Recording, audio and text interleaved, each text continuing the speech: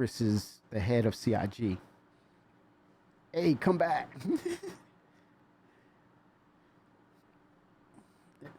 Am I on an ad? Blackwater Goat. That guy has a really good eye for stuff that you can so easily miss. Like he'll pick out stuff I can't even see. Since he's joined in, the optimization of our work has just flown through the roof. He's a really valuable member of the team, and I definitely consider him a friend. He's a really nice guy. A friend at work. Quite a driving force for the team across both our projects. Alexei is okay at table tennis. Just okay? Yeah, he's okay. We've got Talon. I'm one of the key weapon artists here, so I work on creating the 3D models and creating the weapons, the gadgets, hand grenades, and every other kind of thing you can think of that the player might use in the FPS aspect of the game. Talon, what I say, is a super passionate weapons artist. He, he's big into sort of airsoft and milsim and that side of things. The fountain of all knowledge when it comes to weaponry. I don't think there's anyone that knows more about guns than Talon. Does it operate correctly? Where does it take its influences from? And I think that's really important. He's just a great person to have on the team, nice and approachable, and always up for a bit of a laugh. And joining him's Ben as well, who's another artist too. What do you think other people say about you? I'm very quiet, so I'm not sure. Definitely the life of the party, which you wouldn't expect. Look at these knives. things That's after a few pyro drinks, but all he's the way. definitely the circle of attention. And great addition to the team. Weapons. Now, you know what? Go back a little bit. I kind of see with these handcrafted weapons. The circle of attention. We're beginning to look at that. Take a look at that.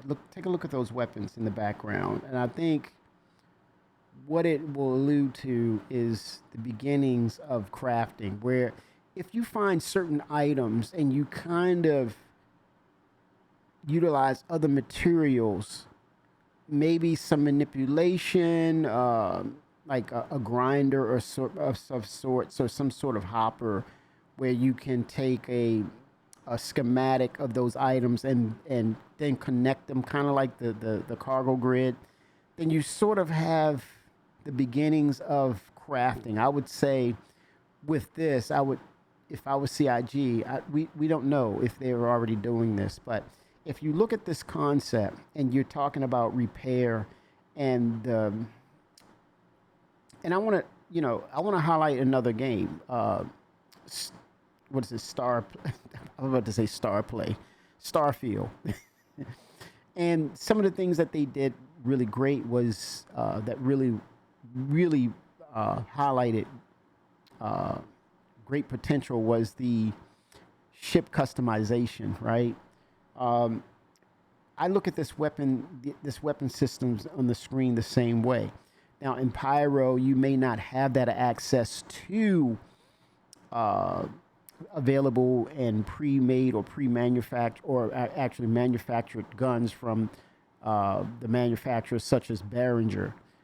I would say in the whole pool of what Pyro is, it's opening the doors to say, I want to go there because, right, ... I can craft my own weapon because now the artifacts or things that I find there, which is a subset of exploration, I can actually go there, find these items, and kind of go back into a hopper and see if I can amalgamate or put these items together to all of a sudden say, hey, look what I came up with. And then all of a sudden, oh, how cool is that? Now you're talking about the sharing of these particular customized items, where it's endless, where they can kind of come together to be built and work, right? I'm gonna be a crafting fool. At least 9 people will be big fans of my gears and wares. Exactly. Remember Blackwater Goat? They said when they wanted, they're gonna start with NPCs. Excuse me, I'm about to sneeze. Excuse me.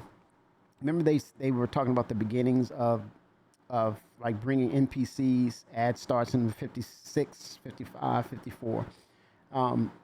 The beginnings of the community, and you have these shops where you can sell your wares.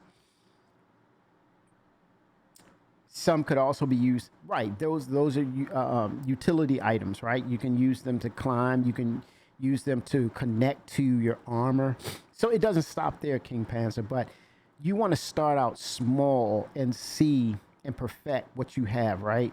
So fast forward, yeah, those are the makings of customizing your armor that have like the scallops, like they have on the Batman. They have the little scallops, or you have these bear claws that you can fit over your hands, or like gloves you put on, and they have the claw that will allow you to grip onto the sides of mountains.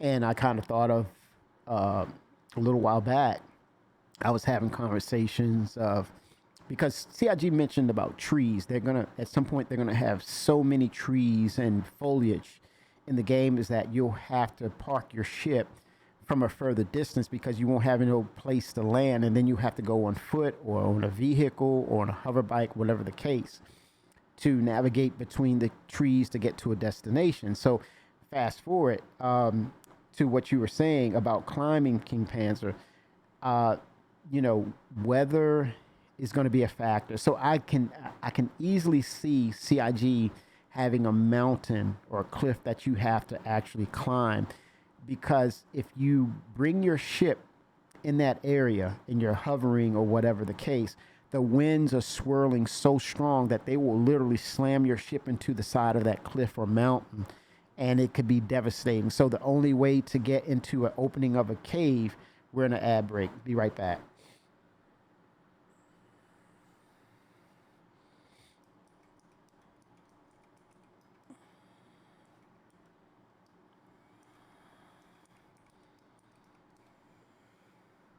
Dang it.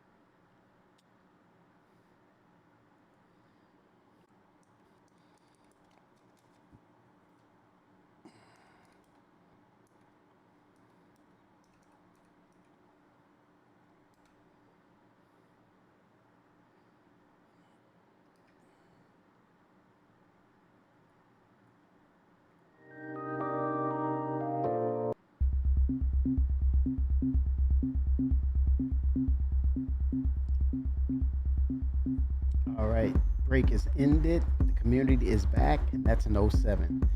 So I was saying, you have a lot of foliage, you have weather, volatile winds are swirling around mountaintops, and there it is, the entrance to inside that mountain. So you have gear or items that will allow you to climb, because if you fly your ship around or close to those cliffs or that mountain, the winds will slam you into the mountain and it will destroy you and your ship. With that said, the opening of those cliffs or the openings of those mountains will reveal Tomb Raider-esque style of gameplay, artifacts, puzzle solvings deep inside the chamber. So it's your version of D&D layers, going into underground layers and things of that nature. So there's a sense of discovery with that. So it goes back to your items. But again, fast forward, full circle. I love what's happening on this screen here with these items. I think it will open the doors, at least a conversation for crafting of items. And I think if you go deep rescue as well, Blackwater Goat, and then you find out that you may end up needing help yourself. There's so many ways you can make that deeper and more complex, depending on the rescue mission. And then once we really get creatures involved, then I would say, oh yeah, this is really cool. We're talking about creatures getting involved, and that situation opens up to be something very, very unique. extraction. Exactly, Blackwater Gold. And then let's go full circle, utilizing the medical items, right? Having a medical rescue, right? And that's a career. That's a career. And yeah, even if it's just predicated on NPCs, it's still a skill set that you're developing so that you get good at it, you get better at it, and you get points, you get reputation points, you get established. And so then it starts to come out into real life, especially in Pyro. Will you be brave enough to go to Pyro and implement medical rescue? Of course you should. If you're doing it properly, you're going to have escorts, you're going to have security forces that will work along with you to make sure you can implement medical attention to people in distress that needs help. Full circle right here. He's been a great addition to the team. He's technically our newest member of the team, but he's still been here a couple of years. I'd say in some ways his artwork is quite sometimes better than mine. He really knows his way around Blender. He has such a keen eye for details And this on is the a doctor. weapon. This is a doctor. You can just kind of telling throw anything at him and know that you're going to get a really solid result 1 out of second. it. I might have to take this call. 1 second, chat.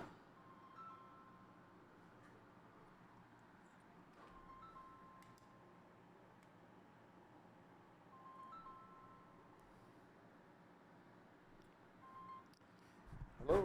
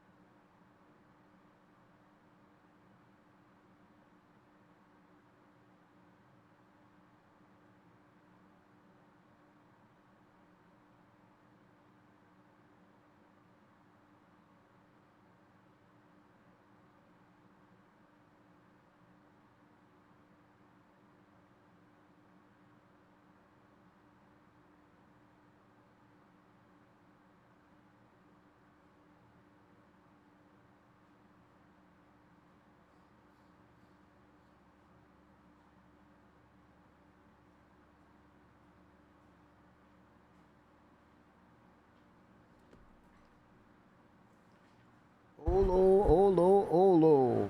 Chat, I am back. All right. Let's make it happen, Captain. All right. So here we go.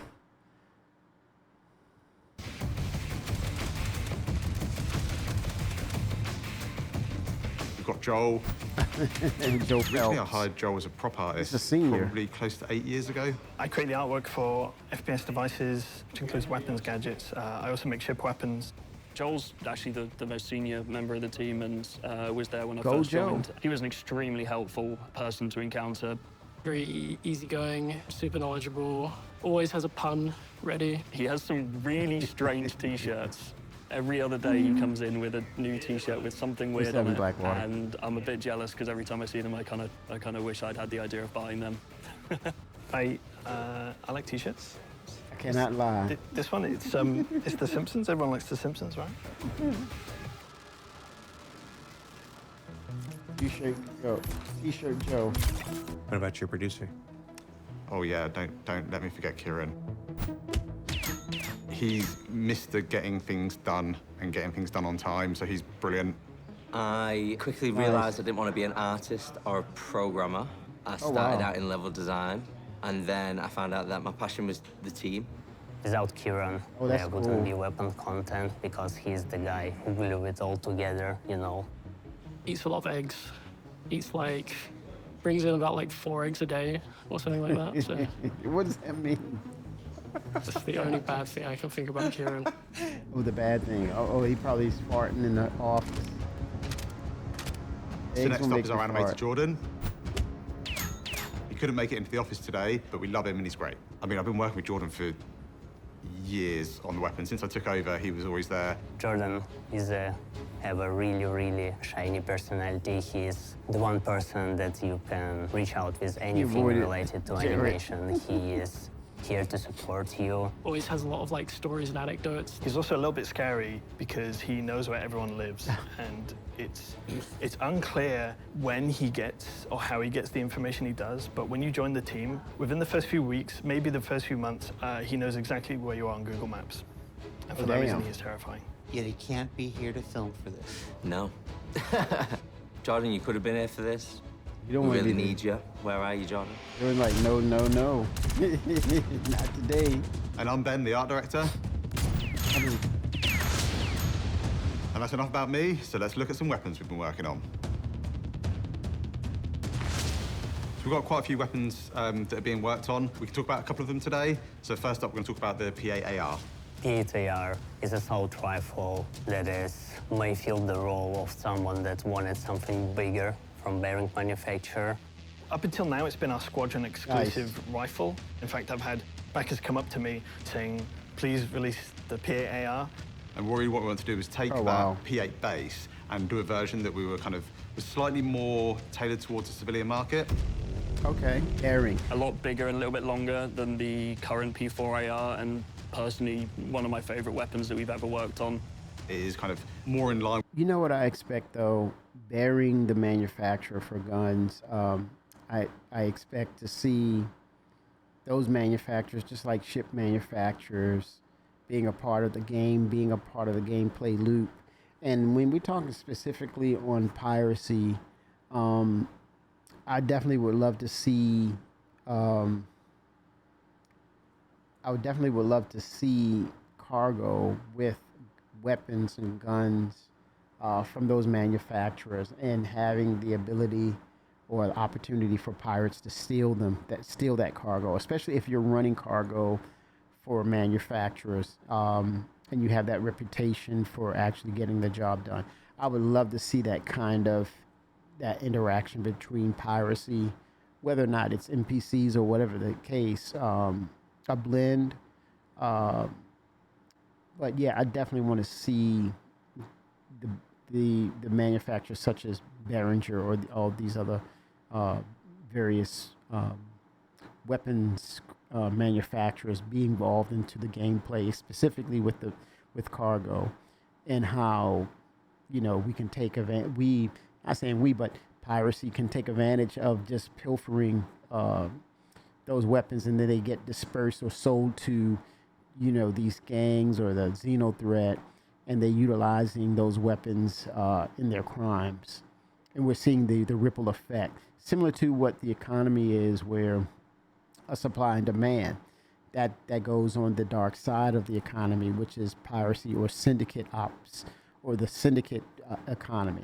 I kind of or tend to believe that it's a little deeper than we think when it comes to Tony Zorvek. I had this conversation about there's one side of Tony Zorvek with the economy, but then there's the other side of Tony Zorvek in the regards of there's a dark economy as well, pilfering and the stealing of goods and how that gets disseminated and, dispersed throughout the systems to the piracy factions and things of that nature, or having retaliation against rival gangs once those resources are shared amongst sort of gangs who are allied together as opposed to their rivals. Then you see the tables turned on those factions. And I think that's another thing. There's a sort of underside society in regards to piracy. And so this is the chain of events that feed into that narrative. Right. Hey, that whole A is full of pew-pew props. Let's take them all. Yes. Even just the looting of a criminal cell, the catch is no evidence. Yeah, no evidence. And you don't kill them. You just disable the ship and just pilfer the cargo, because that's the goal. That is the thing that is the most important thing. It's not about the pew-pew-pew. It's getting people out of the mindset of, I just want to be a jackass in the game and just upset your apple cart. It's more of, there's an objectives, and then it's more understanding. So I think the players in general will kind of weed out the bad behaviors. I still believe that people have their own motivations that will try to undermine Chris's concept because they want to be a rock star or they want to be famous. So it is what it is. But still, I like the concept of implementing the manufacturers into the gameplay / economy / dark economy. Good stuff, though, man. And this ISC, we haven't seen this one this long in a long time. Over civilian 20 so it's minutes. had a little bit of lightning done to it. It's had some of the more aggressive visuals tidied up a touch. There you go. We did a There you go. redesign of the stock. And it's had a bunch of new skins and variants done for the consumer market. Why not just put the one from Squadron in? The honest answer is we want to kind of hold that back for Squadron, I guess. It is one of the main weapons you use throughout the campaign, and we still want that to feel unique and special. It's one of the things that we do kind of want to hold back as a bit of a hero experience. It is the standard issue, I think is the correct way of saying it, military weapon for UEE. It's a workhorse, it's reliable, it's functional, and it just gets the job done. It's a Volt. So the Volt rifle is another new weapon that we're another releasing in the manufacturer, PU. Volt. A brand new manufacturer for the weapon content team. See? Volt are a electric and beam ammunition type, using electric batteries to power their weapons. Very They're nice. very techy. They feel very professionally homemade. It's not thrown together, but also it's not professionally manufactured. This is the manufacturer who relies on cheap produced goods. Okay, they're the Drake of weapons, right? That when you put it in context and what Drake was in the beginning, right? This is essentially Volt is the Drake of the verse when it comes to weapons. And with that said, it was something about Drake in its infancy, in its beginning, where it was considered exclusively the tools of use, the tools of choice by your pirates. But fast forward 2024, Drake has prominently set themselves on a platform that easily it's a go-to for ships that will get the job done. Hence, the Ironclad, literally the Ironclad. All I have to do is say Ironclad, and then you immediately know what I'm talking about. With that said, I think they can, as I said, fast forward. We already talked on this, but it echoes again. It speaks on the opportunity for them to kind of intertwine or open the doors towards crafting, where Vault could be a particular or a specific manufacturer that will allow you to interchange the parts, because you can enhance its capabilities, its performances, at the risk of wear and tear. I send it. Good day, sir. 07 to you. Let's make it happen. I send it. So Volt could be that Drake model for your weapons, but at the same time, it could be the forefront of crafting. I would say that if you have Volt products specifically or almost exclusively in the Pyro location, this speaks directly to Tony Zorbek, that you have breadcrumbs that people will have to follow. People will have to have reasons to want to come or want to go to Pyro. And then people will say, well, the braver of us in the verse will say, I'm going to Pyro because I can bring back these sort of weapons and sell them. And they will eat them like popcorn, like fresh popcorn when you go to see a movie and popcorn is popping, you smell it. That's Volt.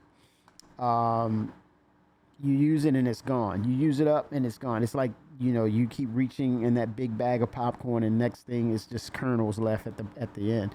It's the wear and tear. It's the potential to craft. It's a sort of what CIG is doing with ships and the modular aspect.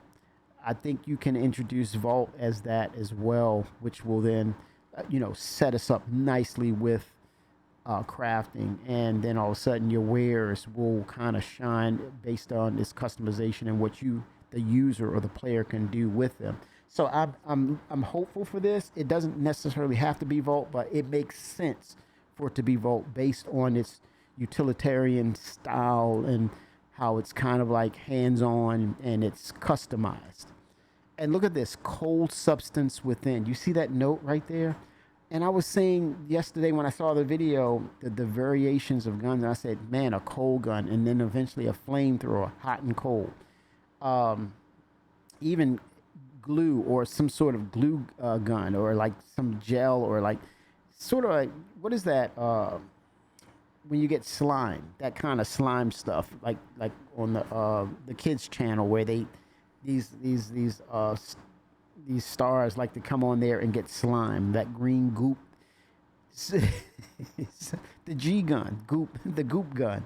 I mean, it opens the doors for these variants that will lend onto what bounty hunting will or should become when, it's like that old saying where they're telling you, you can bring them in cold or you can bring them in warm. So you want to bring them in warm. These guns will allow you to bring them in warm. So it opens the door for the Mandalorian aspect of weaponry and tools. Sort of like your vigilante / Batman style of gameplay where, you might have people who kind of have this mindset that they don't want to kill. And it's highlighted with these particular weapons or guns that utilize just taking you down, especially when you get into the more complex aspects of bounty hunting. They just want to bring you back. And then whatever fate is up to the person who's paying the bounty, right? It's not always, two-dimensional or flat to say, just shoot them and kill them and then you get your reward. No, I want to bring them back and say, I want to have a conversation with this mofo who... Now, how does it feel now? I want to look at your face, look in your face and say, you robbed me of 96 kilos of SCU, 96K of SCU. I want to look you in the freaking face, or I want to take my pistol and back slap the hell out of you. Just to say, you don't do me this way, man. Pat, it's like, I'm going to teach you a lesson.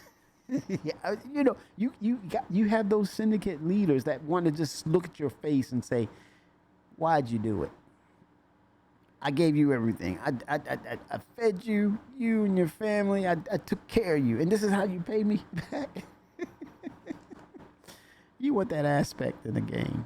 But they still wanted it to look cool and shiny, but they are not really reliable in terms of long-term use. Oh, that's We wanted a brilliant. manufacturer where people Blackwater could use these Go. weapons, and then they could also repair and upgrade. I and like kind what of, you're- they look like you would be able to strip them down. That's exactly it, Blackwater Go. It's about recycling existing tech. And when you introduce the recycled tech, it's all new. So that's beautiful because it's fundamentally answering tech debt that you're reusing what's already out there. So your statement, ad breaking about ins and, oh damn, ad break.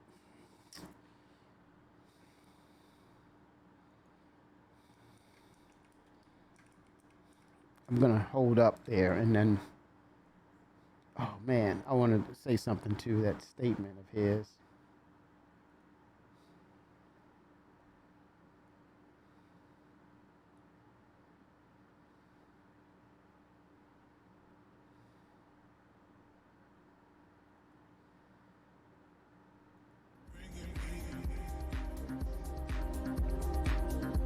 That's pretty that's pretty profound. That's really on point. And it aligns itself.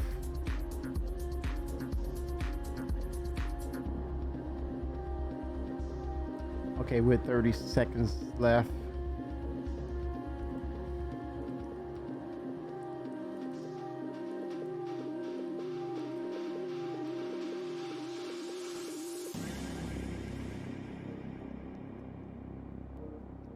All right, we're going into the 10 seconds of ads left.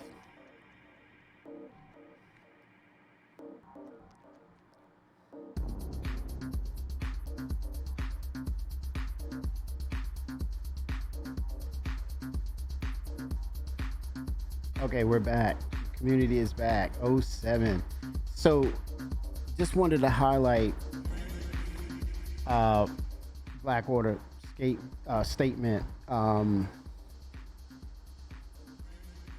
Plasters and gels for harmless immobilization, on the flip, often can be used to splint or cast injuries. So it's a dual purpose. It's recycling of existing tech to make it come across as it's totally different applications, totally different tech, but you're utilizing tech debt and saying within the confines of how things work, I'm going to apply it to different applications that will serve different purposes. That's a beautiful way of really scripting out and building out Star Citizen in a more focused and savvy way. Having that, utilizing that, and it's reimagined, and it's not having to go through the old rigmarole of just reinventing the wheel. I love that.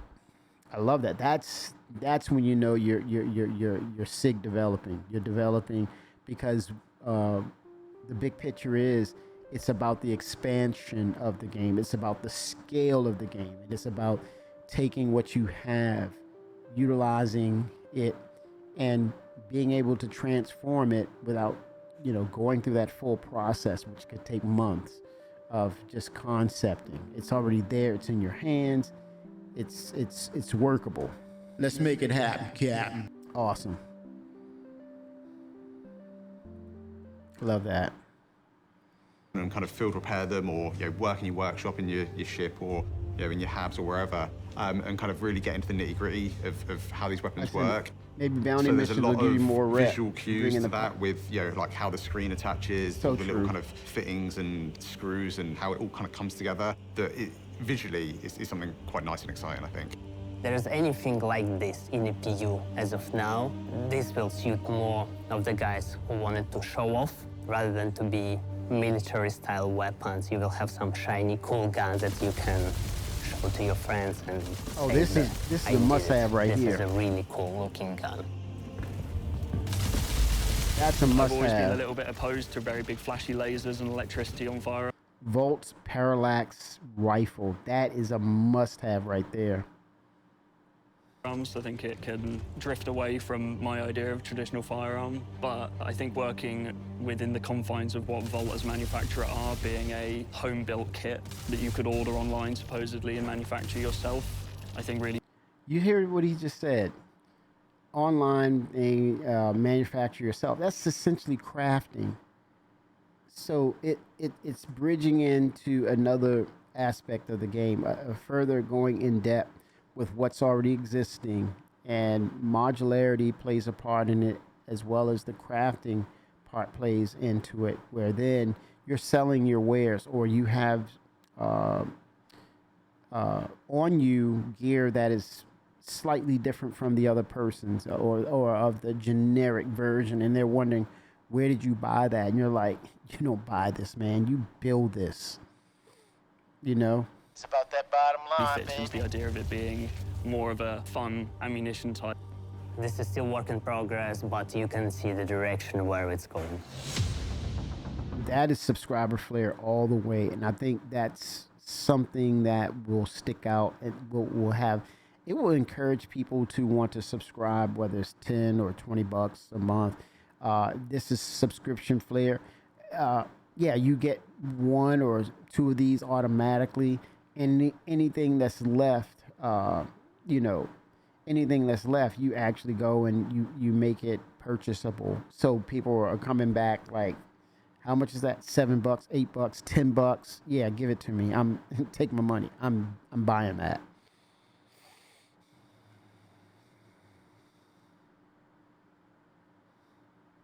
Yep, alternative damage weapons. For me, it's not even about the showing it all. Yep. And it's customized. But this I can see myself having these weapons. And then when you talk about bounty hunting, those type of weapons can be on a workbench, and then let's say certain parts are damaged, and you can take off in a modular way, or crafting means remove the damaged part, connect the working part to another weapon.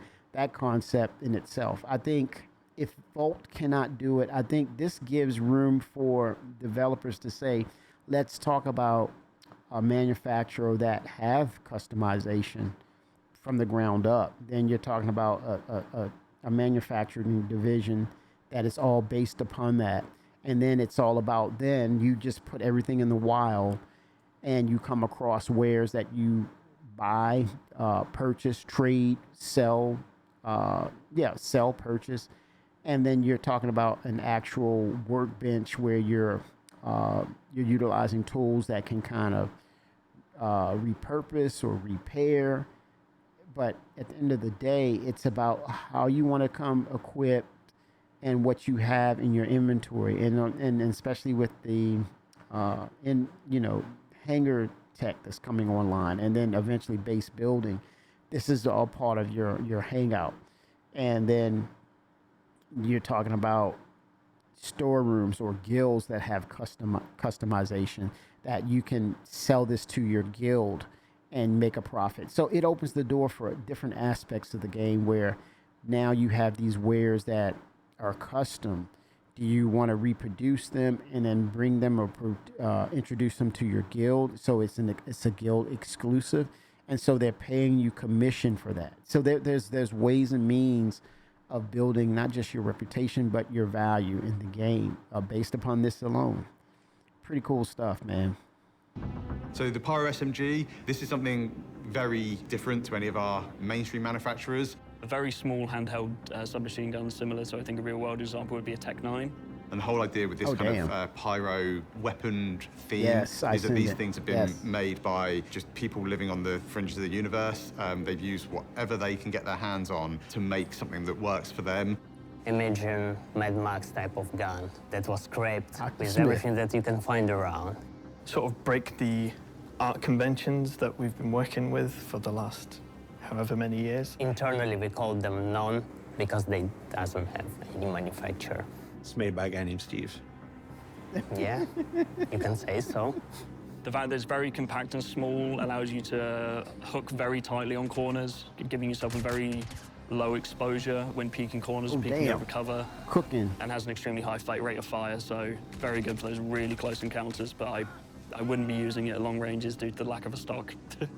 They're really quite cool weapons to work on, and look forward to using maybe more in the future. What about microwave beams? Utilizing microwaves. Oh, this is it right Where here. the hell is my crossbow?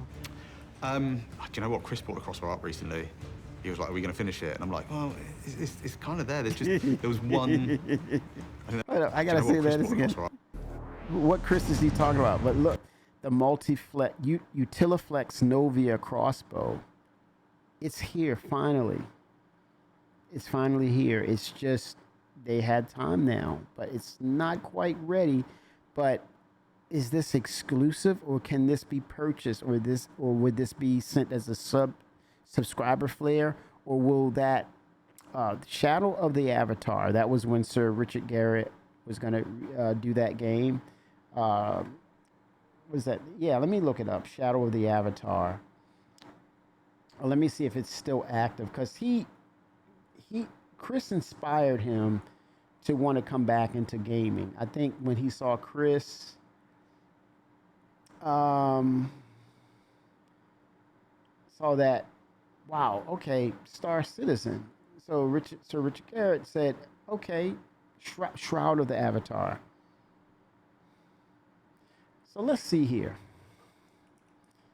And I think I played the demo a little bit too.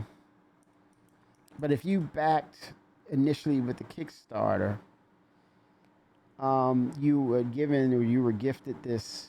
So they have their website, Shroud of the Avatar. It's still out there. Yeah, they're still out there, man. Richard Lord British Garriott. That's him. Here's the link to it. Just for nostalgia purposes. It's a real thing. Chewbacca. Yeah, that too. I send it. That is so true. Yep. But that's him. He's still out there. Quick history fun fact. Sir Richard Lord British Garriott, he and Chris worked at Origin in Austin, Texas together. Origin was where he did the Ultima series. He started with the Ultimate RPG stuff. And Chris, he stayed on the side of Wing Commander. But Chris was, he went some other places too. He did the Strike Commander, where the near future was corporations would take over. They became your localized government factions, sort of like what you see with Stanton. That's Strike Commanders in its essence, with a little bit of Avatar. With a little bit of Privateer and Freelancer in there, right? That's your Stanton area. But yeah, those two, they pretty much put Origin on the map. And I think it's tongue-in-cheek that he uses the manufacturer Origin in Star Citizen, because that was the company he really cut his teeth into the full-on game development aspect. And it just gets me a certain way when I hear people saying he's scamming because he needs money. Dude, he's a self-made millionaire. And you go back and look at his history, he's a self-made millionaire. That's what else am I gonna say? He's a self-made millionaire.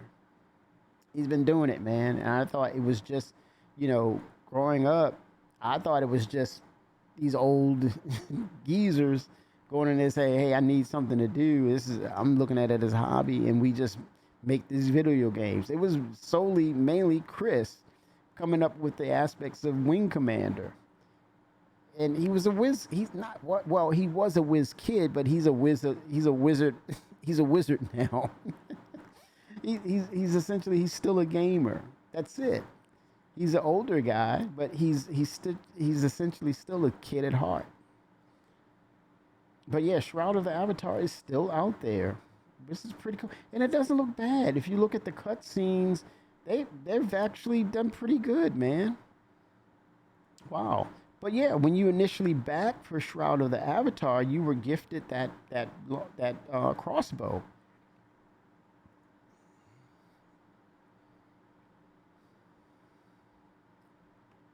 He said the beautiful S71 is sitting in that center, right?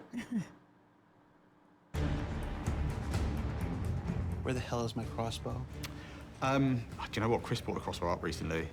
He was like, "Are we going to finish it?" And I'm like, "Well, it's kind of there. There was one. I think there was one thing stopping us with the way the bolts interact with stuff that we couldn't do at the time." The fabled crossbow is an asset that we in the weapon concept team have been trying to get pushed out for a badass. long time now.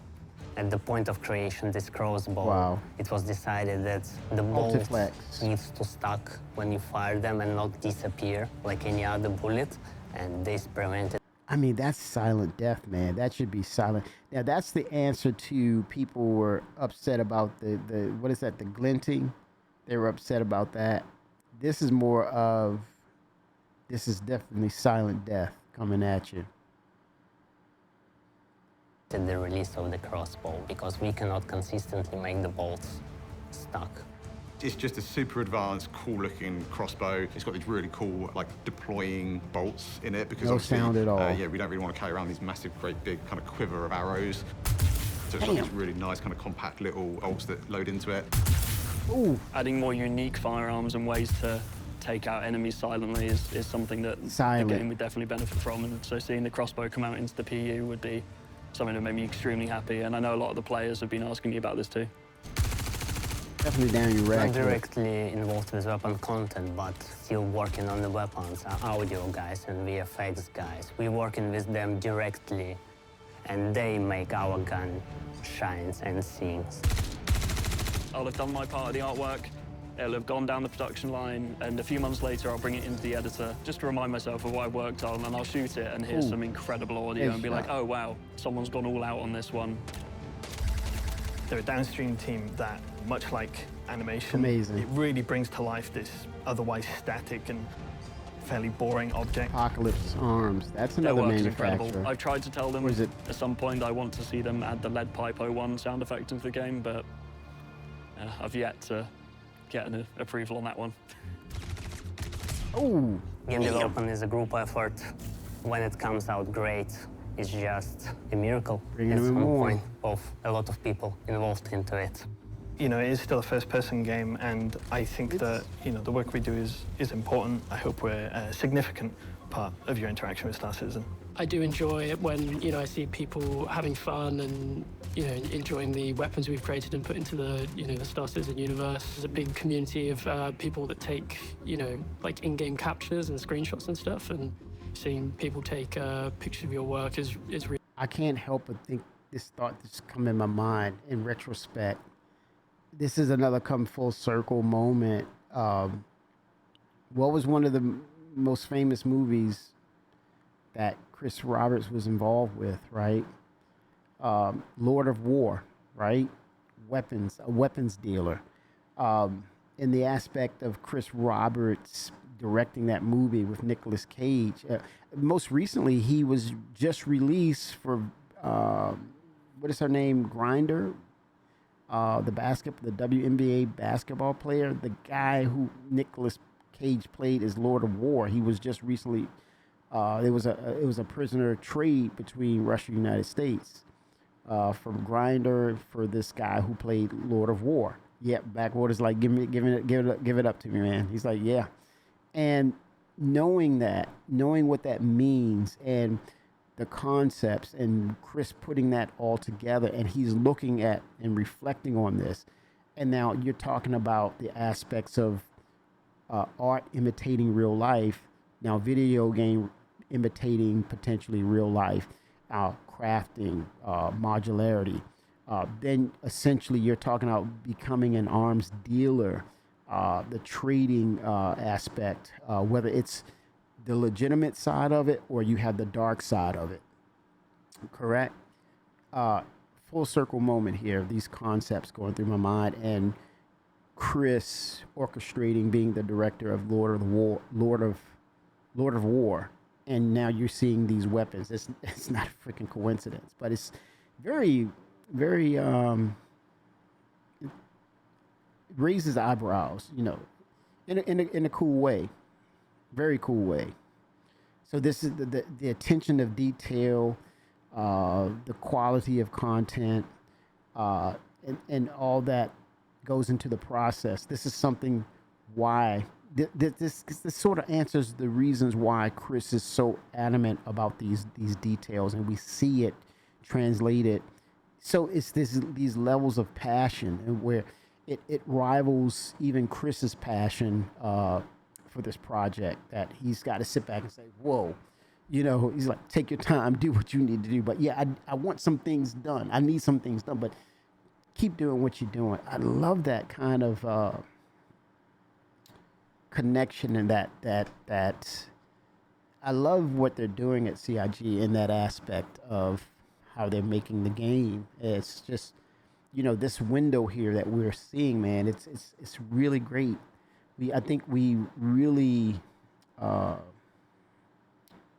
don't know what,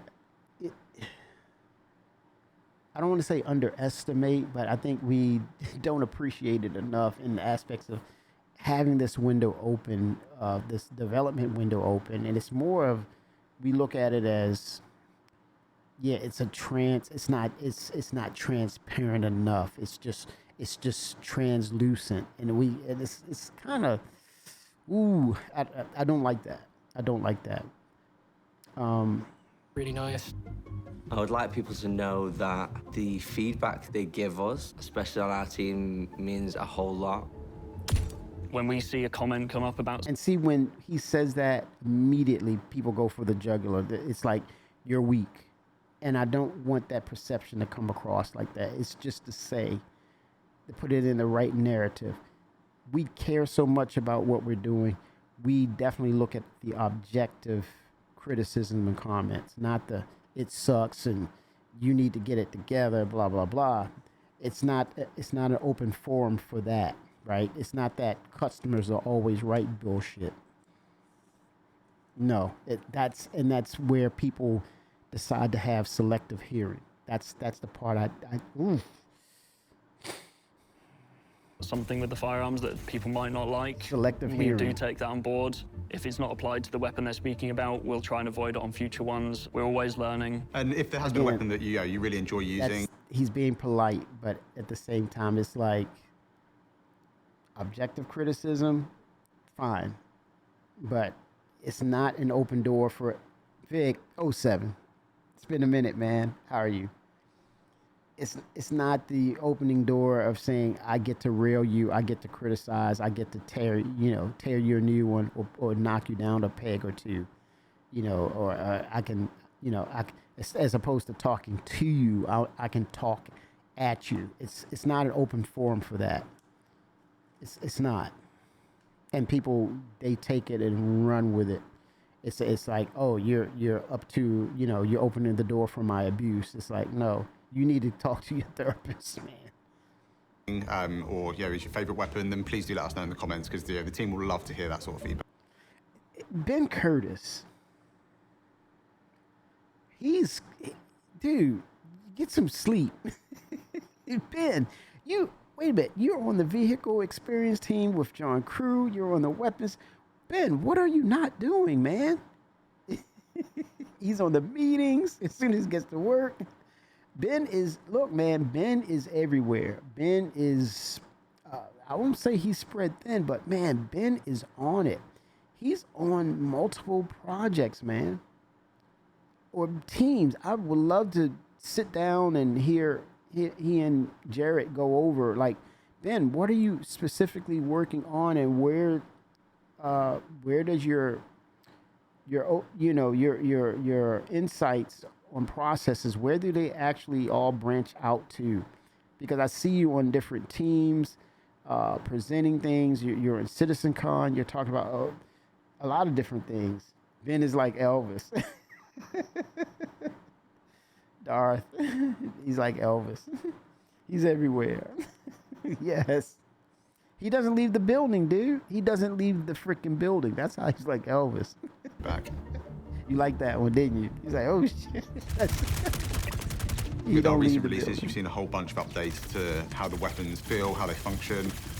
and really bring some of those quality and life improvements to the weapons as a whole. And that's just taken a lot of hard work from the weapons department as a whole department. You know, art, design, animation, audio, VFX, like the whole lot. And they've not had a great deal of limelight in these sort of events, but they do now. Super dependable, and I'm very happy to kind of be able to get to talk about them today.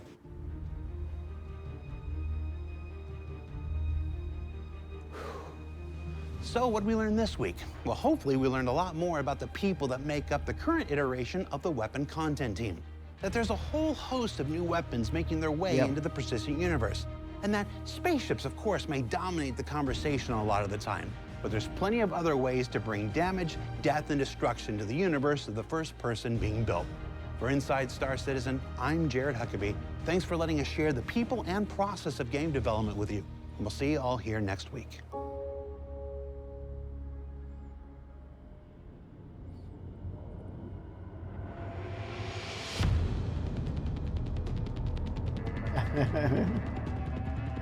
Hard Huckabee. Oh, snap.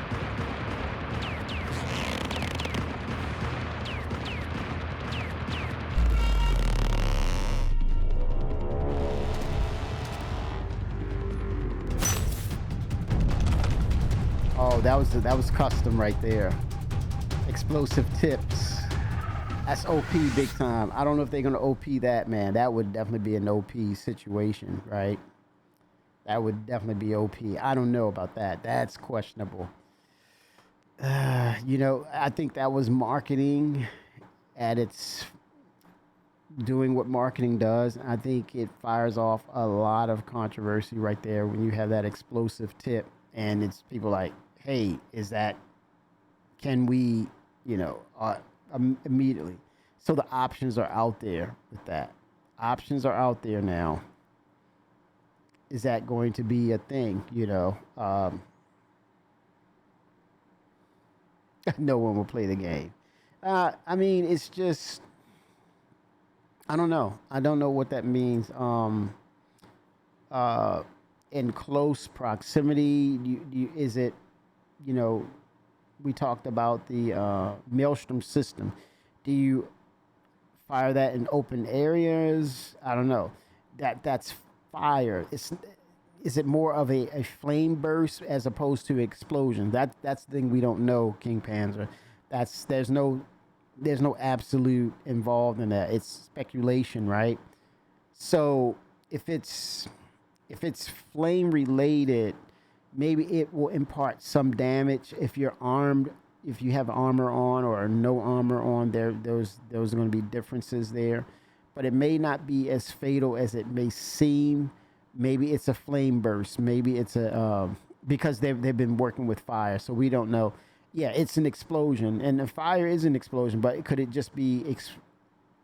Could it, you know, just be a flame bomb? See how quickly it disperses. So I think in balance, in context of balance and not making it abusive in that sense, they're going to come in with a balance appropriately because it's they're using Pico. They're also having fun. So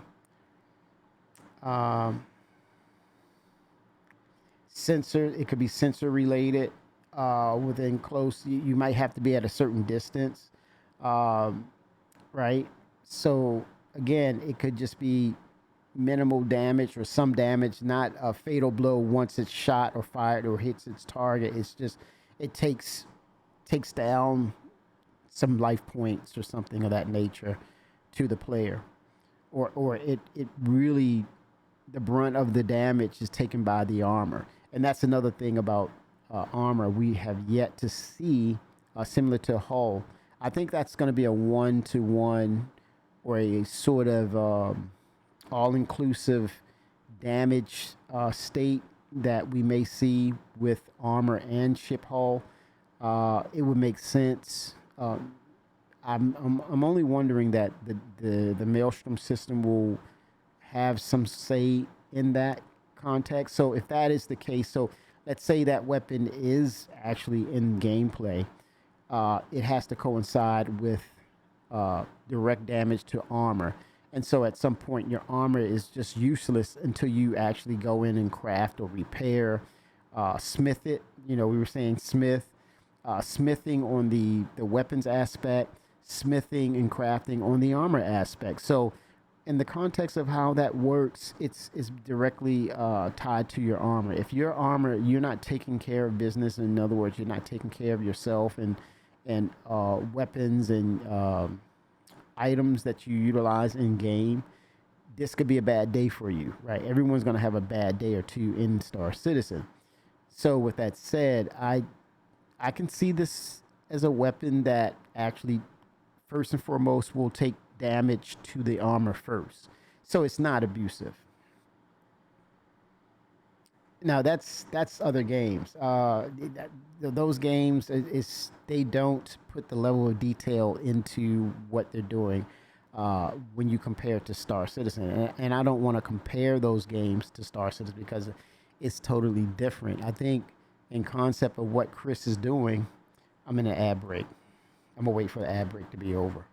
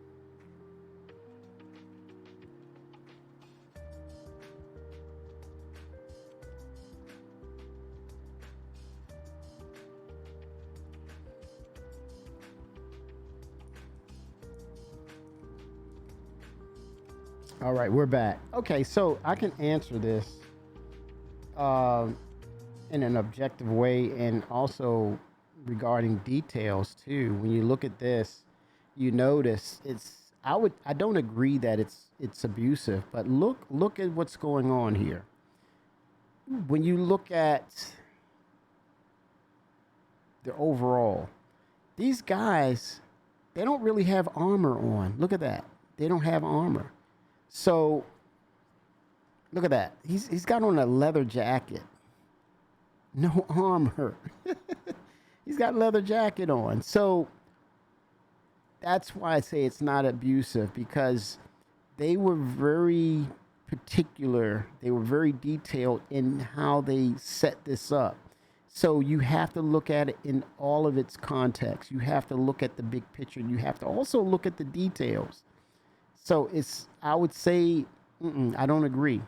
It's not abusive, because you're actually seeing these guys, well, they're laid out. He's got some sort of armor, right? But how many shots did it take? We don't know. Or was that the only weapon? We don't know. We just see that these are players that are laid out, but these guys have no armor on. And I think that's just the point right there. He's got some armor on, but then again, guess what? That was a different variant that didn't explode, right? So there could be different types of arrows, kind of like the TV series Arrow, right? He had different various arrows. So that goes deeper into the gameplay, right? Where you're talking about you have to pull a different arrow, you have to set up a different arrow. Those are timers. So in the context of, you're being searched out or the area is hostile, it's about setting yourself up with the right tools at the right time. And there's going to be timers behind this. But yeah, I just see it as just a normal weapon like any other weapon, right? We get shot, we get killed. But notice, that wasn't an explosion. That could be armor piercing. I don't know. But again, it's all in fun. I think we tend not to have fun with stuff like this. And in the context of just having fun, it's hilarious. It's comical because you got a little Pico out in the wild. A wild Pico, you know, doing Rambo. He's doing his impersonation of Rambo. And sometimes we don't have to take everything serious. Ramco, right? Exactly. Exactly. Peepo. Exactly. Just have fun with it. Just have fun with it, and that's sometimes we got to do that, and because sometimes it's needed, right? We don't have to take everything serious. And again, it's not even ready, right? They don't even have any context or any dialogue or there's no Q&A, there's no announcement. And so those things will come up in Q&A. So knowing that this is Chris's game, if they're going this far with the levels of details, I think the last thing they'll ever do is give something super OP'd. They've done it before, right? And what have they done in that regard? They've corrected balance. And when they did that, you have a slew of people saying, "Oh no, it's not OP no more. I can't, wreak havoc anymore. I can't say it's my go-to. It's the one thing that ends everything. That's the all that be everything that is all." It's like I gotta respect the rebalance and use an alternative or something in conjunction with.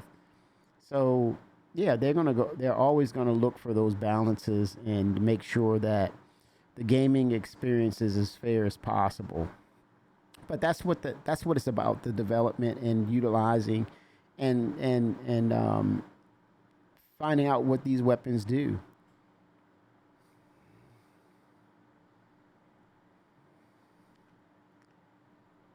I'm not overreacting. Your assumptions are like you're definitive with your assumptions, and when it was just a little video where it's the weapon is not even here yet, so you're making assumptions that this is what it's going to do. You don't know. We don't know that.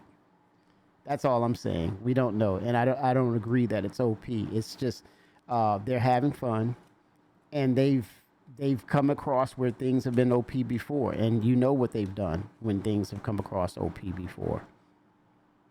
I'm just going by the history, right? That's all I'm saying. So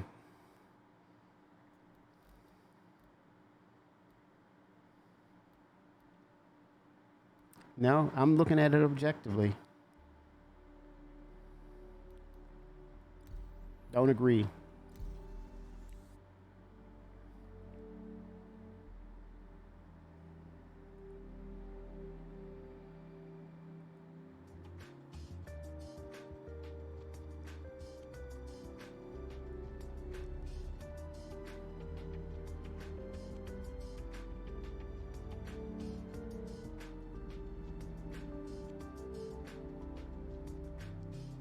I think, 318, we could say that went wrong, or it was a learning moment. But guess what? We're headed towards 324, and then after 324, we're headed to 4.0. After 4.0, we're headed to 1.0. It's about the development. That's the one thing about these other games that CIG does not do. They don't create something and say, "Oh well, that's it." You might see a part 2, you may not, but that's the game. Have fun. With CIG, it's like we're still moving, we're still developing. So again, it's not definitive. It's not the end. It's not the end of the world. It's not set in stone. It's always going to be progression forward. That's why I say, no, I'm not. I look at it that way. It's always progression. And it's always objective feedback so that they can get to a common ground where things are balanced. So that's, I'm telling you what's my mindset is. It's just that simple. I'm just telling you. So I don't take it serious. It's at the end of the day, it is first and foremost a video game.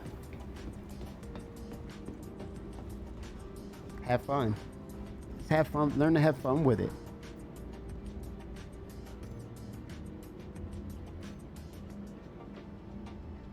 Enjoy the process. That's what it's about.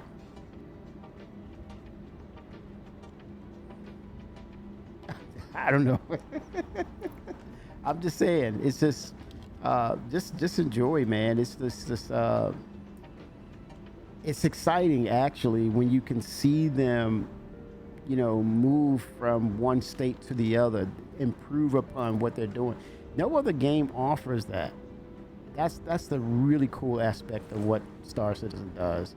And I think the passion is so real between the community and the developers themselves that it sparks something magical. So it's hard not to be in a state of, well, it's going to be this. It's like, wait 6 months. You'll see some changes, man. The changes are constant. And that's truly development. And that's what you want. That's definitely what you want in the game. Your vehicle has been delivered to the following location. Please visit.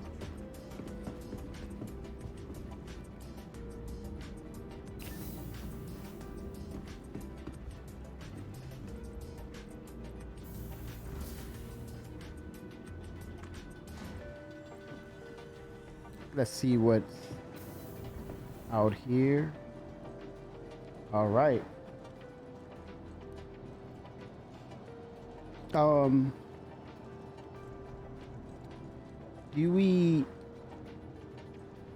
me see if there's a message on what they're doing with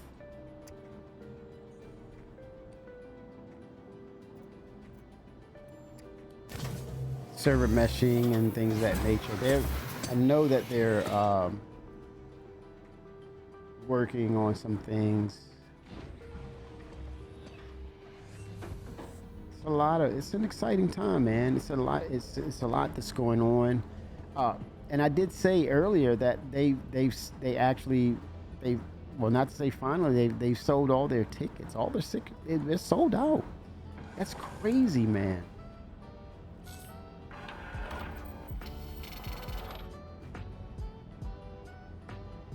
Shout out to Chanticleer in the Atlanta Bar Citizen division. They're gonna have a Bar Citizen on July 13th, man. If you're in the area, you might want to get out there. Chanticleer has been doing it big time, man. Really proud of that dude. So the next event is July 13th, 1 p.m. the Brook Run Park in Dunwoody. It's a potluck event. Chanticleer will bring barbecue. He's bringing plates, napkins, and he says bring your own drink. No alcohol is permitted in the park, so chill with that. He's also saying food contributions are not required, only your company. He said just come hang out and have a good time, talk some Star Citizen. What ships do you fly? What ships do you like or do not like? Whatever the case may be, you know, you can hang out and have a great time with him at the Dunwoody Park. So I know the weather it's going to be nice and very, very warm, but you're out in the open area. He said, I will try to arrive early to secure a pavilion. I'll try to get the large pavilion with the restrooms or the pavilion in the field near the playground.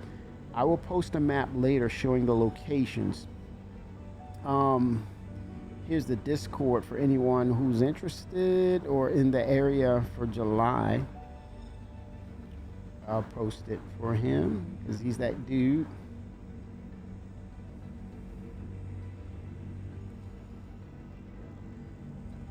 There it is. See if it'll go to there. Oh, nope. Okay, yeah, it says continue to Discord. Anyone in that area? All right. There to launch.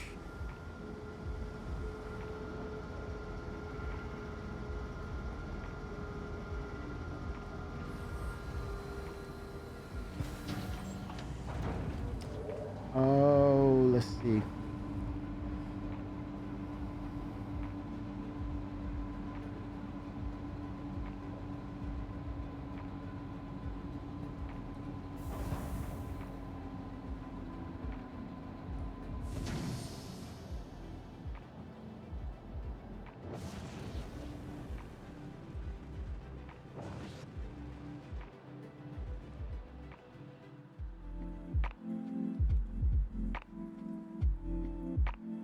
All right. Okay, no Star Citizen Live today was canceled, so that's understandable. There's a lot that's going on. They're getting the server meshing tech going. They're looking at presumably starting up Evocati with the hangar tech. 324 is now at an actual patch. They're also working in conjunction to get all the things they need for CitizenCon this October. Can you believe it? We're almost through June, the halfway point of the summer. It's crazy, right? It's just things are moving so fast. But with that said, I think CIG is they're picking up the pace to what they're doing. They're really settling in. Jared is for the next 3 weeks now with Inside Star Citizen. He wants to highlight that and really get you into the know of who are the developers behind what. And even to the extent that he wants to get a video diary going, especially or specifically on the server meshing technology. Now it looks like CIG spoke on utilizing the servers to break up further the area that is Stanton to gain more resources and optimization. So that's really, really cool. And being a part of that process in the testing, I think that's it's a needed process. And it's also interesting because you want to see what's going on. But also there's players who don't want to know how the sausage is being made, right? So all good. Let me see. So nothing new in the message. It was just 2 hours ago. We're testing a new meshing build for a possible all backers play test in about an hour from this message. We'll update here when we get closer. 3.24.0, we have an Evocati candidate building right now.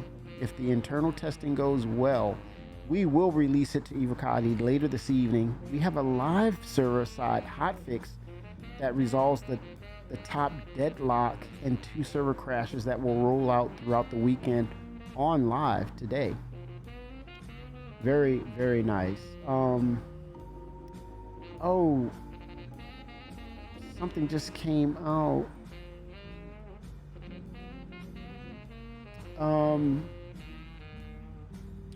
Starting today, 1700 UTC, 07 to the Wikipedia, we will be running a 2 to 4 hour playtest on the Tech Preview channel to further test new meshing configuration performance.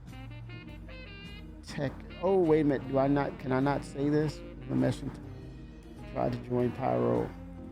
For the meshing tech preview, do not try to join Pyro as this could fit your account too. Oh, wow. Stanton starts. They're going with 3 authoritative zones. So it's going to be 3, and because this is static, keep in mind this is static server meshing. So it's your concrete that you're standing on that says this is Lorville, this is Area 18, and maybe 2 planets could be in one of those zones. But this is Stanton broken up in 3 sections, right? And so once they have that split out, they have to restitch everything back together and what I mean by that is functionality has to be reestablished across the servers, and they have to communicate as people move across those servers. Oh, who is this? I gotta look. I gotta see. Who is raiding? Oh my God. So I got raided. Oh my God. Oh, my dude. Prince of Pies, man. Hold the hearts up, man. Sigalian, right here, brother. Right here. The Prince of Pies. The Mr. Pizza Man himself. Sigalian. 07. It's been a minute, brother. How are you? Oh my gosh. Attack Cat. 07. Bite Size Hobbit. 07. There better be some pizza you biting on. Sigalian. Gotta ask, man. Are you going to CitizenCon? Have you gotten that ticket? I'm off to work. Have a great stream. Yes, sir. 07 to that. Get on it, man. You got to buy those ships. And speaking of which, Caterpillar now Ironclad. Oh, I got to talk to you, Sigalian. Pizza Pico and crossbows. Slap me with a pepperoni slice. Any day, sir. Sigalian, all the best to you, man. Love to you, man. I thank Chris Roberts for allowing us to meet, man. I owe it to Chris and CIG. Without it, I would have never known there was a Prince of Pies out there. Thank you, Chris Roberts and CIG. I met a fine gentleman, Sigalian, 07. Pepperoni tip bolts. Oh gosh. Don't get me started on the Hunger Games. You talking about the real Hunger Games. Oh my gosh. Yeah, we are both passionate about pizza, Sigalian and I. We have a common ground other than Star Citizen itself, you know. Pepperoni tip bolts. Fork knife. Yes. Holy smokes, man. My head is like, where am I going to? Where I'm headed to now? Oh my gosh. Okay, I can just type where I think I'm going, right? There we go. All right. The route has been written. 07, everyone, on Sigalian's channel. I know you had a great time. I know the vibes were awesome. He's that dude. He represents Star Citizen well, but he reps, most importantly, he reps himself well. What you see is that guy. There's no filler in that. There's no substitutes. That is the guy. He is himself, real dude, Sigalian. Where's he going?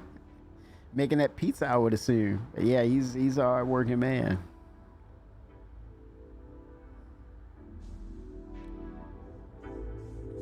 Let's make it happen, Captain.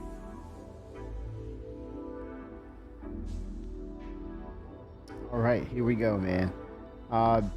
I'm going to see what the mining is doing. But yeah, CIG is really making a lot of things happen this weekend, everyone. They're doing the tech preview channel. They're cooking up something for Evocati. So it's a lot going on because they want to have the server meshing in place. So when they announced that they're moving beyond 3.2.4, which that the aspect of the hangars going into that patch, after that it's definitely 4.0. But then right there, but keep in mind, Jared did say on ISC that they're going to give us 4.0 later this year.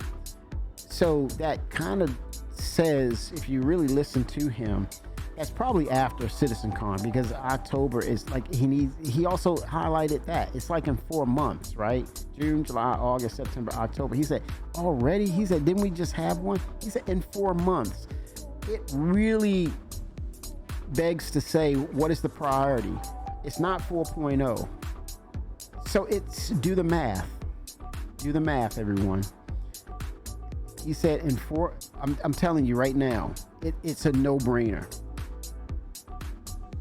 Don't expect 4.0 ahead of CitizenCon. They have only 4 months to prepare for it. Rise 217507. So CitizenCon in 4 months, they have to have that out. They have to. Chris is going to be on the stage. They got to show us what's happening for presumably 2025 and beyond, but I think they're trying to work it where it's within the 6 months, within the year, to get that tech out. They're kind of dialing in a little more tightly with their presentation with CitizenCon, or what they're showing us, what they want to actually have in the patch and to live within that a 6 month to a year time frame. They want to get it tighter. They really need to get it, and they need to get it tighter. As far as outliers that say it takes a little longer, that's understandable based upon what they want to do. So, yeah, I definitely see CitizenCon being the priority. We have another patch, which is 3.24 with the hangars. And then also they're working on the tech preview channel. They're also working on the server meshing and setting up this particular configuration, 3 servers that will kind of utilize everything, or let's say all the static objects, meaning the planets and moons and points of interest, will be set up in 3 servers, and that will comprise Stanton. That has to be fixed, worked out, and optimized in a way that it exceeds Chris's expectations and how it should work out. In other words, they're going to push it to its potential. Then I think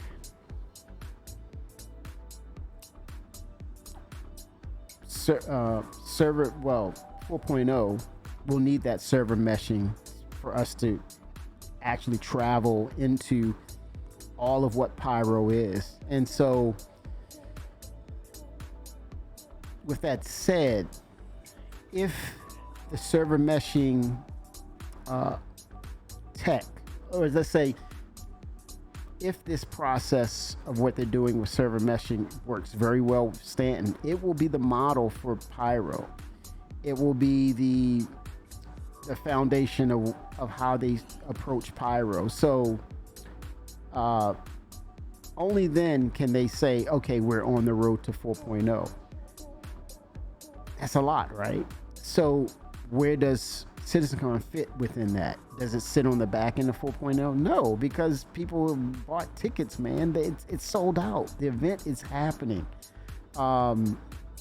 Yeah, the event it's a done deal. They paid for the venue. They're setting everything up as we speak, more than likely, or moving things, or they have things in place. I would say, if not, it's going to be a bang bang. Wow, all hands on deck. So that's a done deal. So that is the priority. So no one has nothing to stand on when they're saying, where's 4.0? What's the problem? Blah, blah, blah. I'm like, stop. You're gaslighting, or you're being lazy. Start looking at the content. Look at what they're talking about. Figure it out. Don't just say where is it? And you know full well, if you took the time and looked at and listened to what he was saying, he was telling you right there on the latest Inside Star Citizen. CitizenCon is in 4 months. We just got another patch, 3.24. We're doing the server meshing tech based upon utilizing 3 servers for the whole logistics that are Stanton. It's the static version.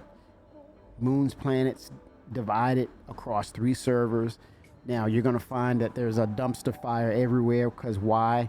The way that we had built the system We're building it this way. It's segmented. Now we have to stitch everything together. So yeah. So this is coming from Kimmy. At the end of the day, this is Chris's baby. He's going to steer the ship, but based upon the logic of what I'm listening to, Chris can veto whatever I say. I mean, and I can stand on. I can stand on. Well, Kimmy, you were totally wrong. I can stand on that. I'm okay with that. But I'm thinking here. I'm listening, and based on what was said,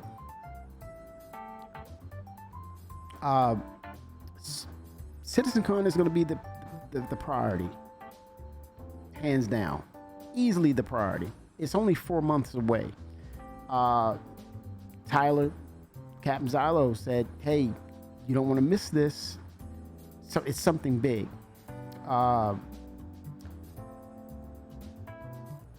Did I mention IAE, Intergalactic Aerospace Expo, in November? That's another big one. And what did Chris say to John Crew? John, we got to get the Polaris out, right? We're gonna get it done in November. Ad break. I'm at ad break, man. I'm gonna wait to ad break, and then I'll get off my soapbox.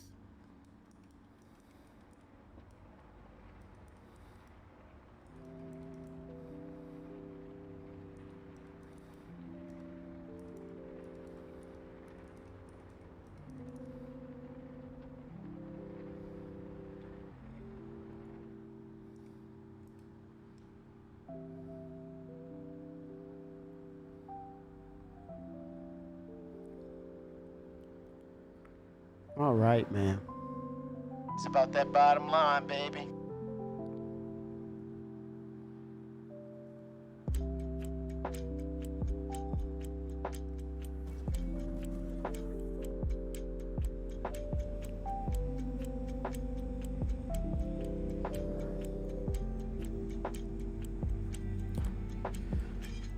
All right.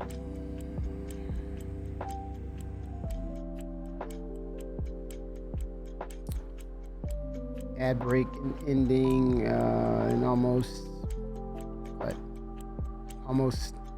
in 10 seconds from now.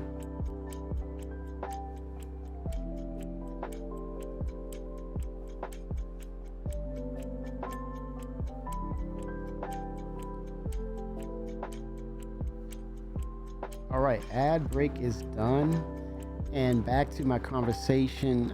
It's the way I see what they're going to do. At the end of the day, Chris vetoes it all. Development by the devs can change the structure of how things are going to be laid out, because they can have breakthroughs, they can be quicker, and they can solve things probably faster than the timeline, you know. So with that said, I'm okay with being wrong in regards to, hey, look, it didn't go down this way, Kimmy. I'm just basing it on the premise of what's all on their plate. And for me to hear it and how it breaks down, again, everyone has their own opinion on it, and that's great. That's great. But from what I see, based on the landscape of processes that have to be, worked through, these are major things happening, and it's amazing to see how so many people under the umbrella of CIG. It's amazing to see the effort that's going into all these different branches of the development that are necessary in order for all this to come together to give us this kind of experience. It's not so much about the pretty graphics, but it's just as, important that the tech holds that hold things together. That's amazing, and you have a concerted effort by everyone together. Even though it seems like they're in their own silos, it all comes together. And I think for the devs to kind of get themselves rejuvenated, they need this CitizenCon. They need to see what the other teams are doing in efforts to highlight what they are doing. And when that all comes together, it's just, it's medicine for the soul for the CIG developers, because they're actually able to speak with each other, because their heads down, man, a lot, and they need that interaction and maybe cross-pollination of information and support from each other. And this doesn't exclude the community. It actually, they are really essential to that, where they're sitting out there and they're seeing the culmination of all these disciplines working in concert. It's like going to a concert, man, or hearing it live, right? You get so inspired, man. It's the same sort of feeling or passion, you know, the process that it invokes, the passion, right? So you're looking at what they're working on, and they've had their heads down for a while, and they're like, man, look at what this department is doing, look what that department is doing, amazing. They're, you know, we know more about a lot, I would say, with the exception of Jared and Chris and upper management, you know, Aaron Chambers, Brian Chambers, Aaron Roberts, we know more than some of the devs, man, because, you know, their heads are down. Their heads are down.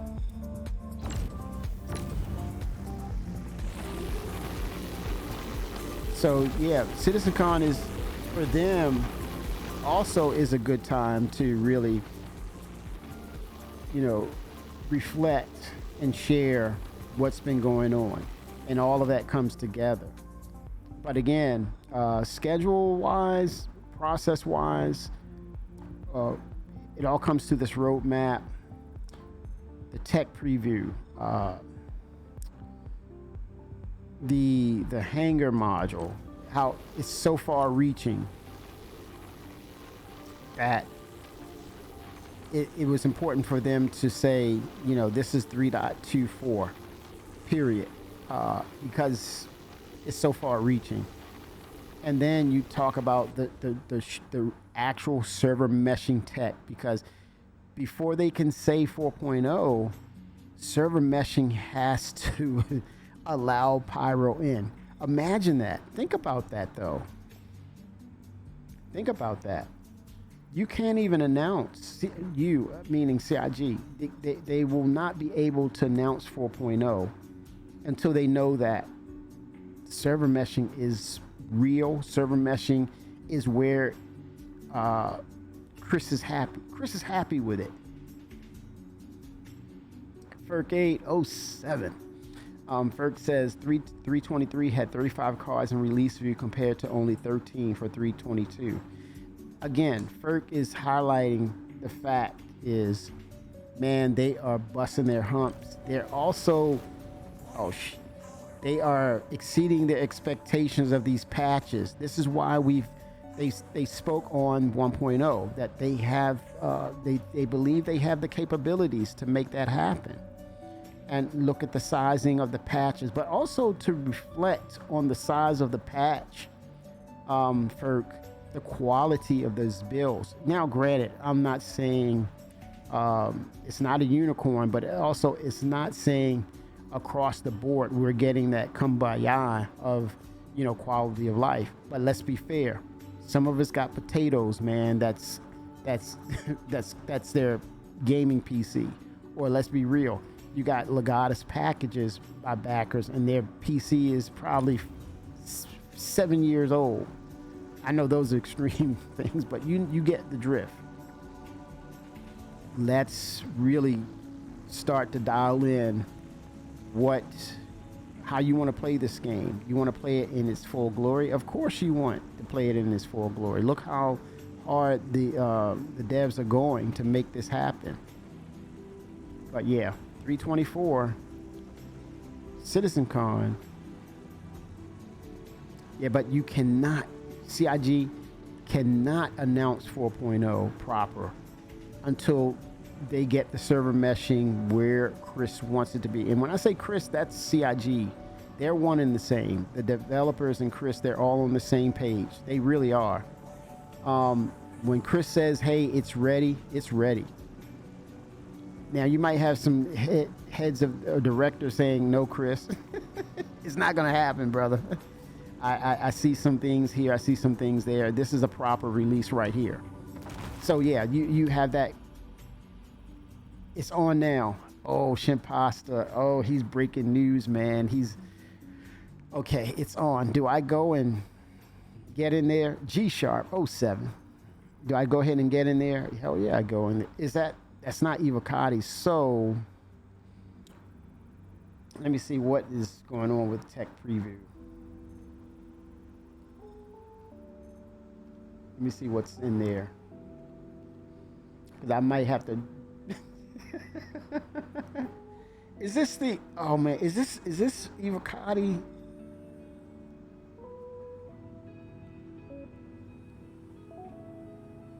2 to 4 hours.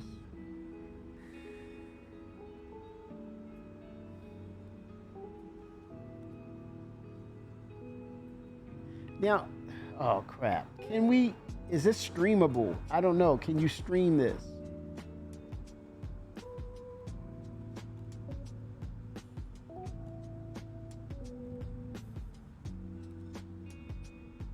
Damn it. Oh, is this? I'm trying to find out. Is this? Okay, let me see. Because I don't want to make a mistake, man, and mess up. I do not.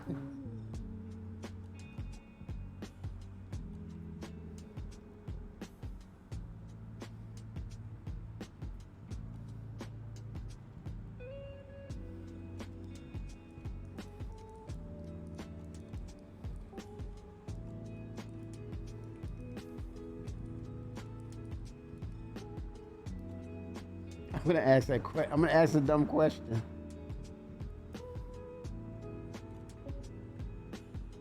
Oh, they say it's streamable. Oh, am I being trolled?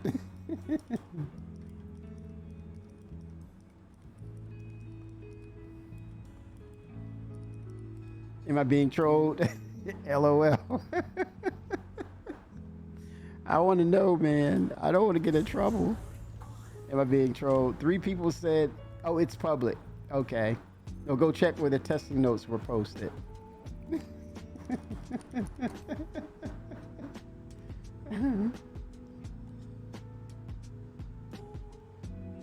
Let me see. I think I'm going to switch gears, chat. I think I'm going to switch the gears and get in that tech preview, do my part. I'm going to hold that line, baby. Hold the line. I'm gonna hold that line, man. Let me look at the notes.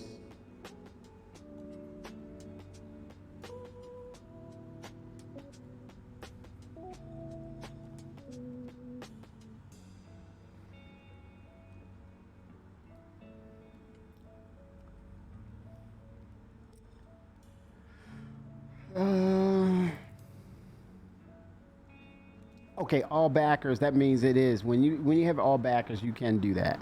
Okay, let me go ahead and extract some of this stuff, man, and grab it and go. And I'm going to get ready for the tech preview channel. And we'll see what's going on, chat. If that's okay. I hope it's okay.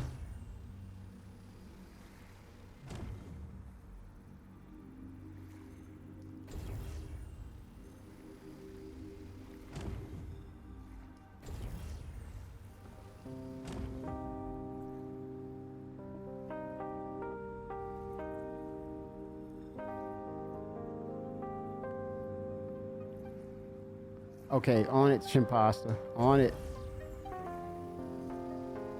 Let's do this.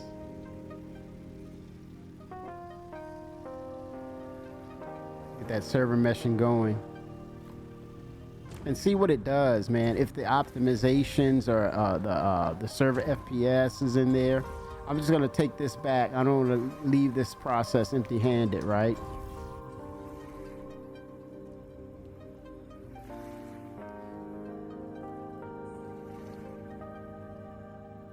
Takamite. Let's see what that's. Oh, damn, it's gold. Hold on, let's see if I can break that. I don't walk away from this gold. Let me see if I can break it. Resistance is 18%. Cheeto 07. Welcome, man. How you been, Cheeto? I don't think I can break this one. Would have loved to. That gold is in there.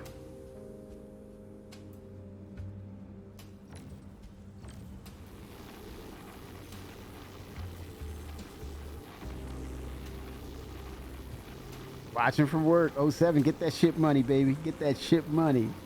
Let's make it happen, Captain. That ship money, Cheeto. I'm sorry, man. Not sorry. What the hell are you working for then? Right? What the hell are you working for, man? Enjoy yourself. Enjoy yourself. Enjoy yourself. Enjoy yourself, the ships. Enjoy yourself. Enjoy yourself. Enjoy yourself, the ships. Yes, sir. 07. Let's get back out of here, man. I'm gonna get this delivered so I can jump into that tech preview, y'all. So we can see what's going on with the meshing tech. Because if it's promising and it's where it needs to be, then the announcement for 4.0 is actually, I would say, probably next Wednesday. We may see them actually put it out there that, hey, 4.0 is on the docket. Now that's going to be your December patch, period. Let's not get it twisted. I'm gonna put myself out there and say 4.0 in December. Yep, Kimmy said it. 4.0 in December's patch. Could he be wrong? Possibly. But yeah, I'm gonna go out on a limb. If it's promising and it's working, oh yeah. Yeah.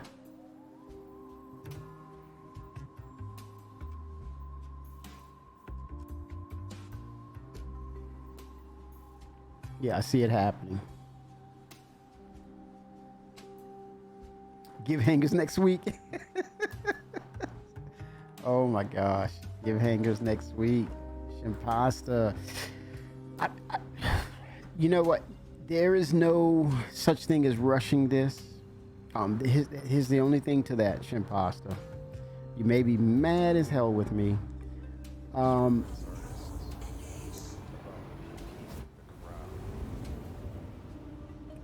With something like this and how it really transforms and it opens, you're on the stoop. You ever hear that expression, the stoop? I think it's an old folks version of you're sitting on the stoop. You're sitting on the steps of your house or your where you live, and you're sitting on the stoop and you see the activities outside. So you're sitting on the stoop. Oh yeah, fingers crossed there, Shimpasta. They gotta get their hands dirty. They gotta mash those avocados into guacamole to where it's edible, or it's a good spread, or it's a dipping sauce or so, right? Where it's good, not just raw. It can't be raw. You gotta mash that thing. You gotta put your red onion, olive oil, sea salt in it, your crushed tomatoes, garlic, cilantro. Yeah. You gotta make it guacamole. You gotta make it palatable. You gotta bring some chips to the table. You gotta dip it. You gotta say, okay, let me get a little extra salt, put some salsa in this, and really spice it up. Yeah, it is exciting, Shimpasta, because that's been your meme. Give those hangers, and I think it, like again, that old saying, that old folk saying about the stoop, sitting on the stoop. You're basically right at the door of base building. It sets it up nicely because they get to see the back end, the data that pertains to what it means to have your own hangar. Now it easily translates into the or the realm of base building, right? So now you're looking at the aspects of base building, and you're looking at, okay, what connects here, what connects there, what does the back end look like, how do we actually modify, work on the service to have low tech debt in response to what the servers are doing in relation to these hangars. Now we can translate that and kind of get a generic metric of what base building will be like, and setting those parameters so that it'll work. Got to be whole guacamole. Yes. Rock the guac, baby. Rock the guac. Okay, I'm headed to take this back in, and I'm going to jump in on tech preview. I can take a bio break too. I think that little excitement got me like, oof. 07 Rizzy. How long will I be on? Man, I'm about to download the tech preview, brother. So that'll be a minute. It'll be a minute. I'll say a minute. I'll be on in a minute. Oh gosh. Go hit that blow blocks mission. 07 BioBox. Yes. Is that, oh, Blackwater, you laughing about that? You know, man, that could be the thing, man. When the modularity aspects start coming in, and that bubbly stuff, you eat some stuff that you shouldn't be eating, and it does things, and oh my gosh, that reclaimer looks nasty already. So I love those missions.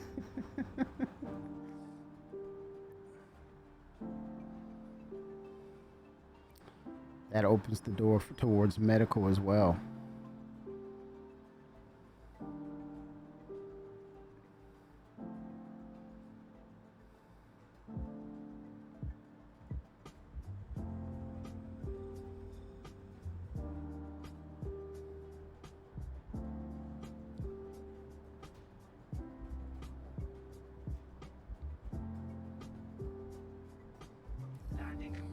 All right, so Let's make it happen, Captain.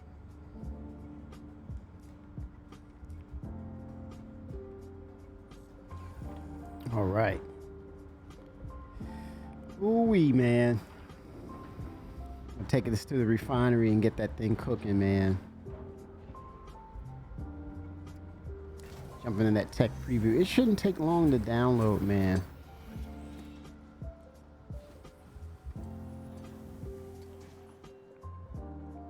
But oh my gosh, it's that 324, specifically hangar, freight elevator. They're one and the same almost, but they're two functioning pieces that work together in unison, right? Because one relies on the other to call those resources.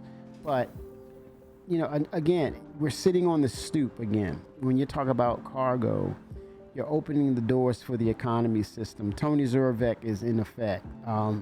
He's lurking, man. 2 gigabytes download if you have the previous tech preview. You don't miss. Is that master mode, Shimpasta, in 322? Are you saying master modes?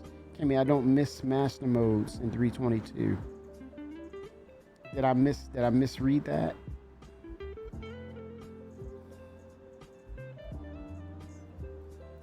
Oh, Shimpasta, it's again, it's not definitive, it's not structured, it's not static.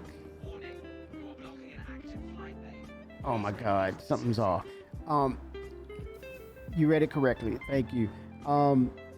That's good, I guess, because they're moving on. They're changing it. There's so much. We haven't even scratched the surface of master modes, Shimpasta. So to know that they're moving on, then it's all good.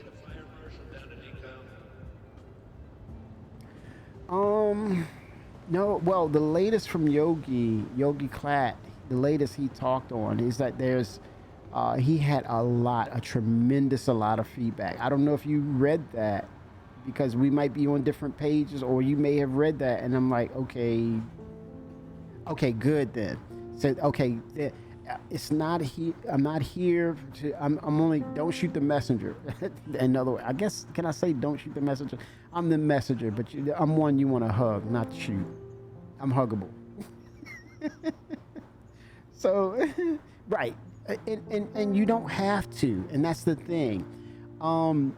I think we're on the cusp of graduating MMO over to multi-crew. That's going to be the aspect that is going to pretty much, not to say replace, but put it to, in terms of PvP will be a thing about scale, and PvP master modes, it will also be inclusive to scale, right? So in context of what you're talking about, Shimpasta, if you don't PvP, then you must do other things. You must do probably industrial-based missions and gameplay aspects, right? So in the narrative of industry or enterprise, you'll be on an op. You'll be on an op, and you don't have to worry about that, because when you talk about incorporating all these other players, not the actual players, but when I say players, fundamental gaming structures, you start putting all that together, you're talking about operation costs. You talk about how you run an op, how it's supposed to be run by heads of that op. You're going to have security details. So you don't have to worry about the PvP aspect. You just got to keep your head on the prize and focus on whether it's mining or salvage or whatever the industry aspect that you're working on. So again, it's gonna be a lot of depth. It's not static. It's not definitive. It's always moving. The goalpost is always moving, right? And that's not to say that's a negative. It's a thing of feedback, iteration. But yeah, Yogi Clap, his latest was that there was so much feedback, not so much, but he gathered a lot of useful objective feedback. He's utilizing it, and you're going to see, hey, don't just stick your butt in my face. He's going to use a lot of information. What's wrong with you, man? Weirdo. I'm you. 07. But yeah, there's going to be a lot. What are you looking at? What's so funny?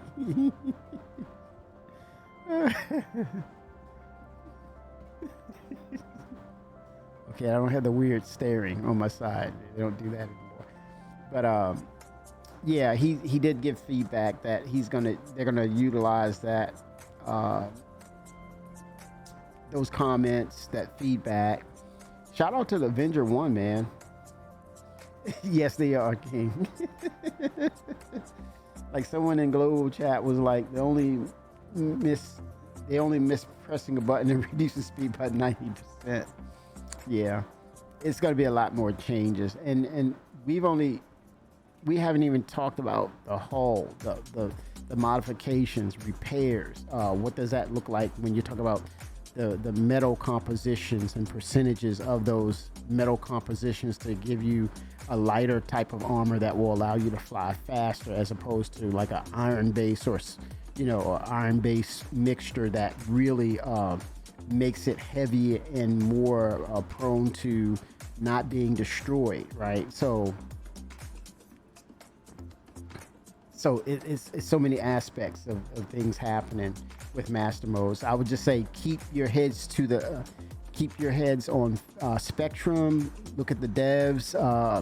Look at the conversations. Shout out to Yogi. He's been really interacting with the community. You can talk to him. He'll reply.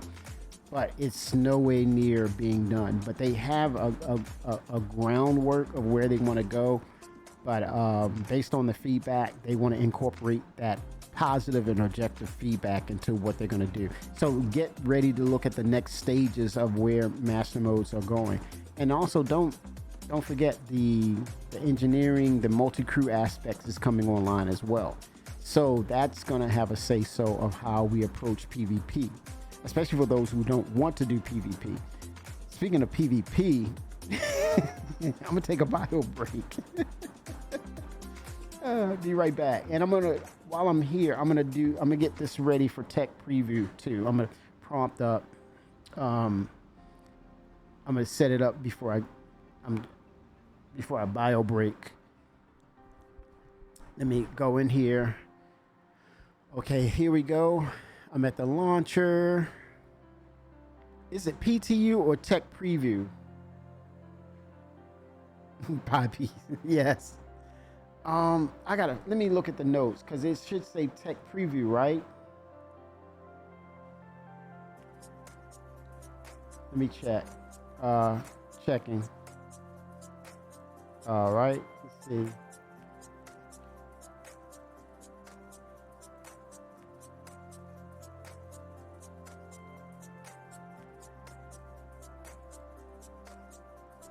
Yeah, okay, so it doesn't.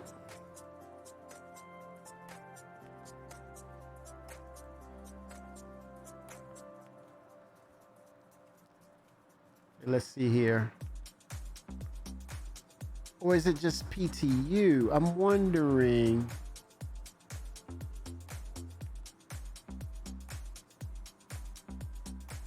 Okay, there it is. All right, so I'm gonna do something here. I'm gonna do a little trick here. I see it now. Let's make it happen, One Captain. second. Get over here to the.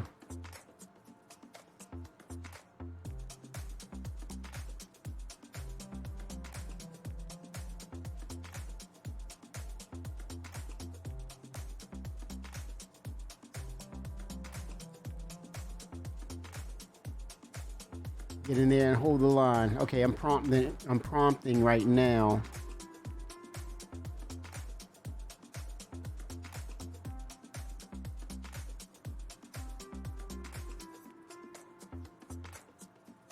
Okay, I'm gonna do a verify.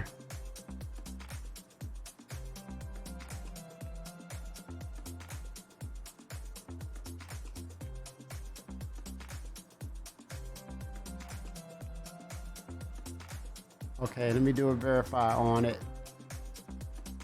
All right, bio breaking. Be right back, chat. Thank you so much.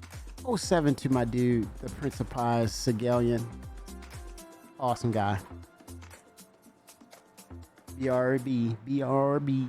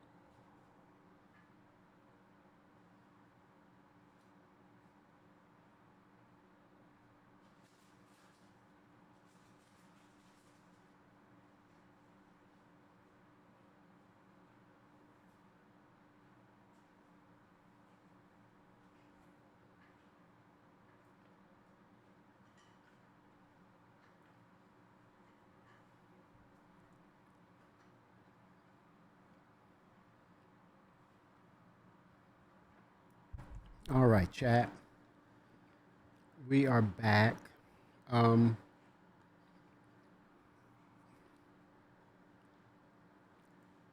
to get a little clever here with the update. And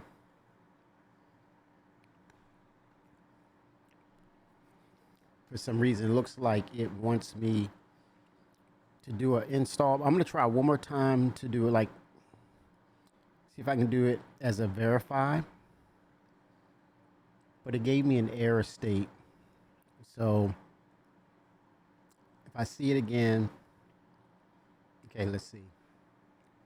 Yep, reported error occurred during the installation progress. Oh, do I need to copy over my I think I need to do a copy over, don't I? I'm wondering if that's the case. And that's me not.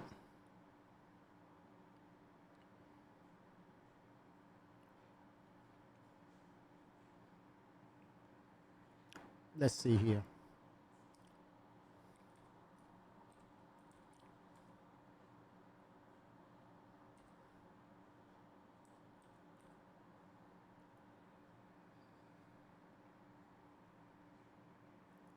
Just want to see 1 second.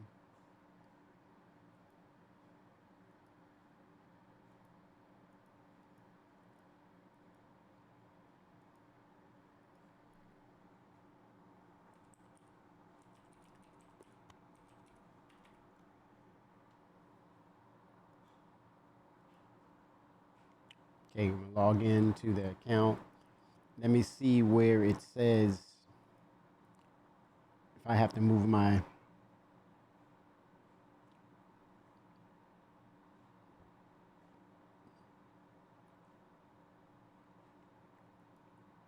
avatar. Let me see, public test universe. Let's see if that's the case. It's 323 copy account. Okay, let me do that. Initially get it to the PTU, and then I can do the tech preview channel, I guess. I don't know, maybe. Let's see. And usually they've gotten fast with that. Where it tells you, hey, damn, it's already copied. What the hell? It's almost instantaneous. I checked my email and it's there. Damn. Scary.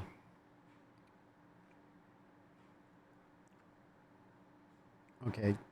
Nope, still giving me the error. So I'm going to go back. I tried to overwrite an existing file, that's all. So I'm going to do install. Oh, damn. It's telling me nope.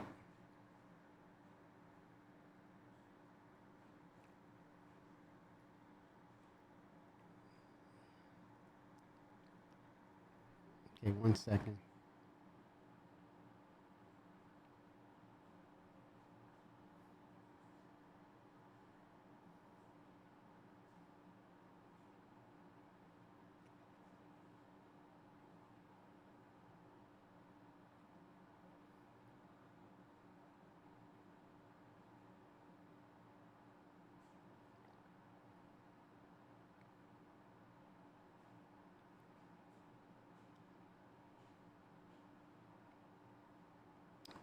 All right. So while let me go through this process. Got to go through this process. Let's put some jams on the mic.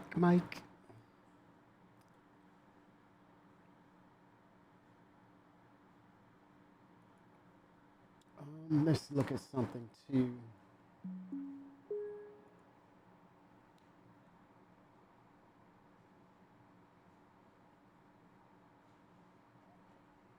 One second, chat. Be right there.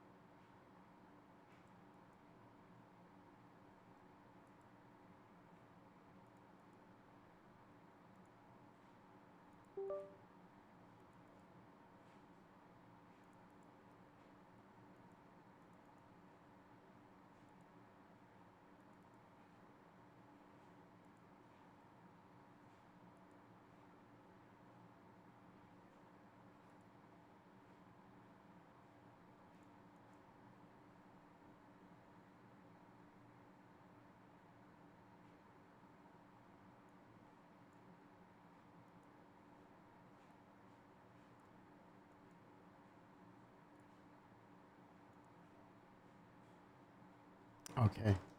Logging in.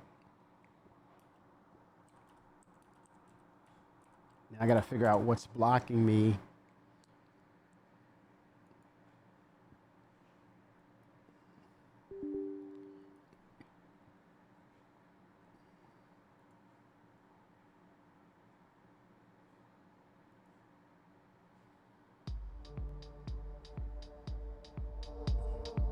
Okay, let's go in here and see. Let's install tech preview. Let's go, baby. An error has occurred during the installation progress. Please report a bug. If the problem persists, make sure to include your logs error code 5010. Huh? Installer error. 2.0, 2.0.1 beta. I'm using that.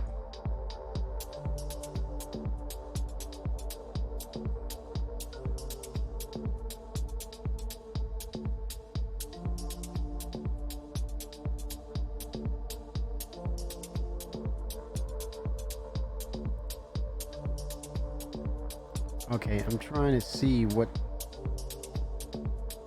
am I having an issue. Let me go to the folder itself. Yikes.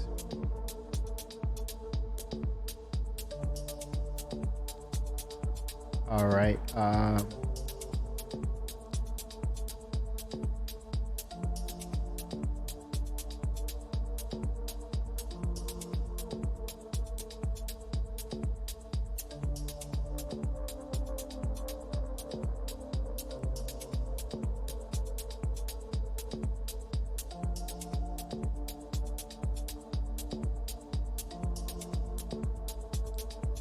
Hotfix.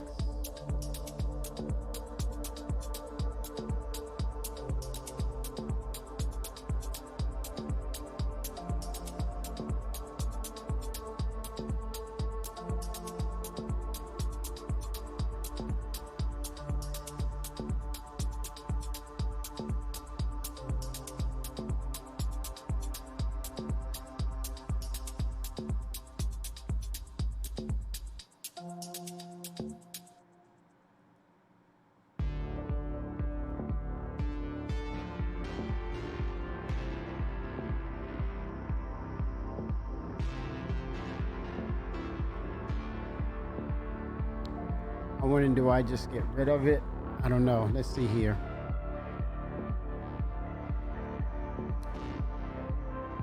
Trying to make it work.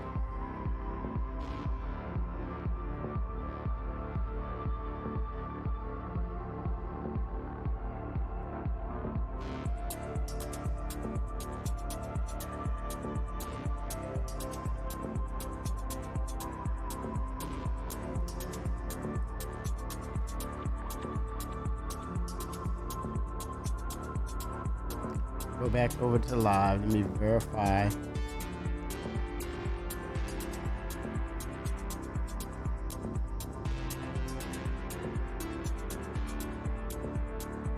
Oh boy. Okay, let's see here. Here we go.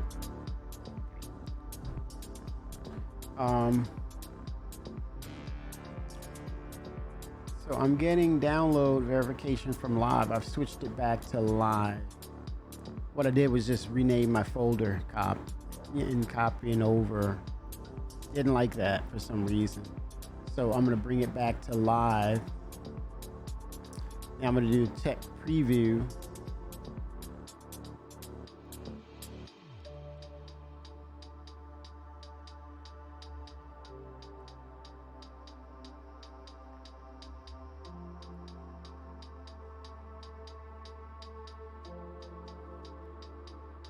You come back, and I'm gonna do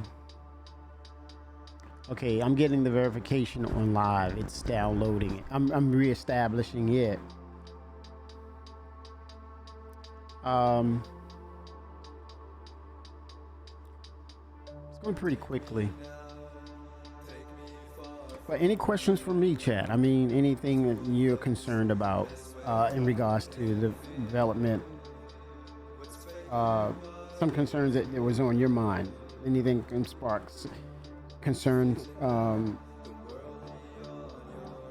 on your attention span of what's happening with the game, or what's got your attention, what you're concerned about. Anything out there that you may heard of, or you're thinking about, you're happy for the development of, or any concerns?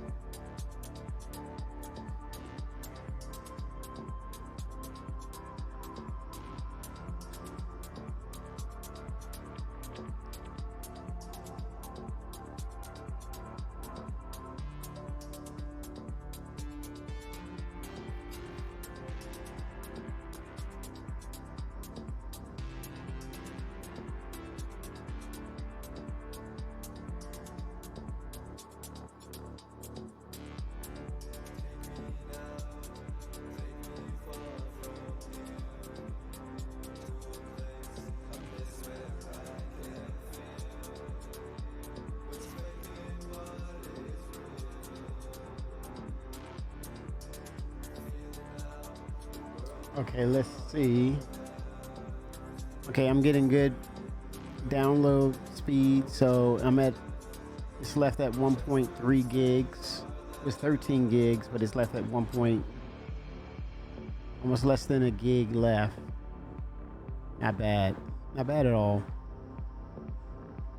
It's actually in the megabytes.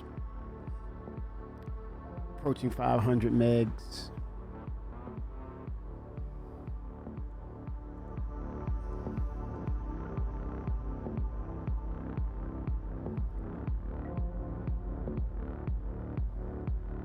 There we go, verifying. It was pretty quick.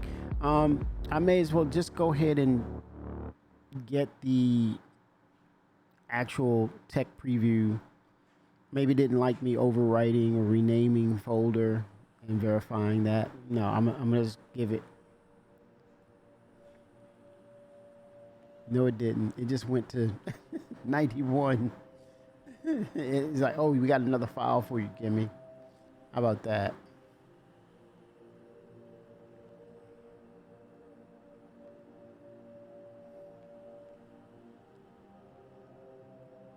Like, man, really? Icinda says, I sort of understand the gray market ships. Can SIG delete them? Why would they want to do that? Why would they? I'm just putting it in my mind, Icinda. And if I'm CIG, why would I want to do that as a means or a way to kind of alienate my customer or my backer? I wouldn't want to hurt my backers. If I'm putting on my Chris Roberts hat, I'm saying I don't want to do anything to hurt my marketing, my brand, my name. People are passionate about this, and it's all derived from passion, because they saw that ship that they wanted. Like, prime example, the Pioneer. That's a great market, hot ticket item. And now knowing what the Pioneer is all about, when they express what it will do, or a little more information on what it will do in regards to operating the ship. It's your home base, literally. It's your home base. And people were just like, whoa. It's the only ship that will create extra large bases. People were like, whoa. And so it opens the door for the gray market, and then the gray market is saying, I'll give you the LTI. Now, again, I have my Chris Roberts hat on, and I'm like, I love your passion. Thank you. You support me, my family here at CIG. But your passion has been misled, because potentially they could take advantage of you in the aspects of, they could actually basically, what is that word I want to use? Data data mine or actually steal someone's identity or steal their what is it, your account, their account, right? I have not. I send it. I have not. And this is where I'm leading to, as to you got to be careful with this in the sense of and this is Chris Roberts, me having my Chris Roberts hat. I don't want to support that because there's been accounts of these gray markets going into and stealing people's accounts and them finding, and then it's revealed that that account was stolen, right, or hacked into, and now what happens is the account is reset, and then that person's account that was stolen was replaced. What is the result? That ship that you actually purchased with money, it goes back to the original owner. And so you have to look at it in context of, well, who's at fault here? And it cannot be CIG. It's outside the parameters. It falls in, and again, I'm not a lawyer. I don't want to delve into that realm, but I think it falls into the terms of service, right? So you're working outside the terms of service, the services that CIG provides you, and they keep you in that safe place. So you're outside the parameters of where those terms are, right? So you're operating, in other words, if I use an analogy, you're working outside the ring of the UEE. Everything goes, right? That ring of protection is not there because they're not aware of it. They're aware after the fact. And it's like, wait a minute. You mean you're holding me responsible for things outside the realms of my terms of service? So that liability is not on me because I'm providing you this particular service here, which is a layer of protection that I can keep you umbrellaed in my radius of protection. I can look out for you. I can ensure these things. And when these things of that nature happen, they can't reach outside their terms of service and, be responsible for that. So those are the dangers that you have to be aware of and be careful of, because that was real money that was transacted, and it should have went to CIG. It should have went to the efforts of the devs, not to someone who said, I got an account from somewhere. You don't need to know, but this account's got that shit. That's nefarious, man. That's shady. That's shady business. And you can't, not saying you, I send it. It's just a conversation. You can't hold that kind of credibility. There's no credibility there. So then you give it over to CIG and say, CIG, make this credible now.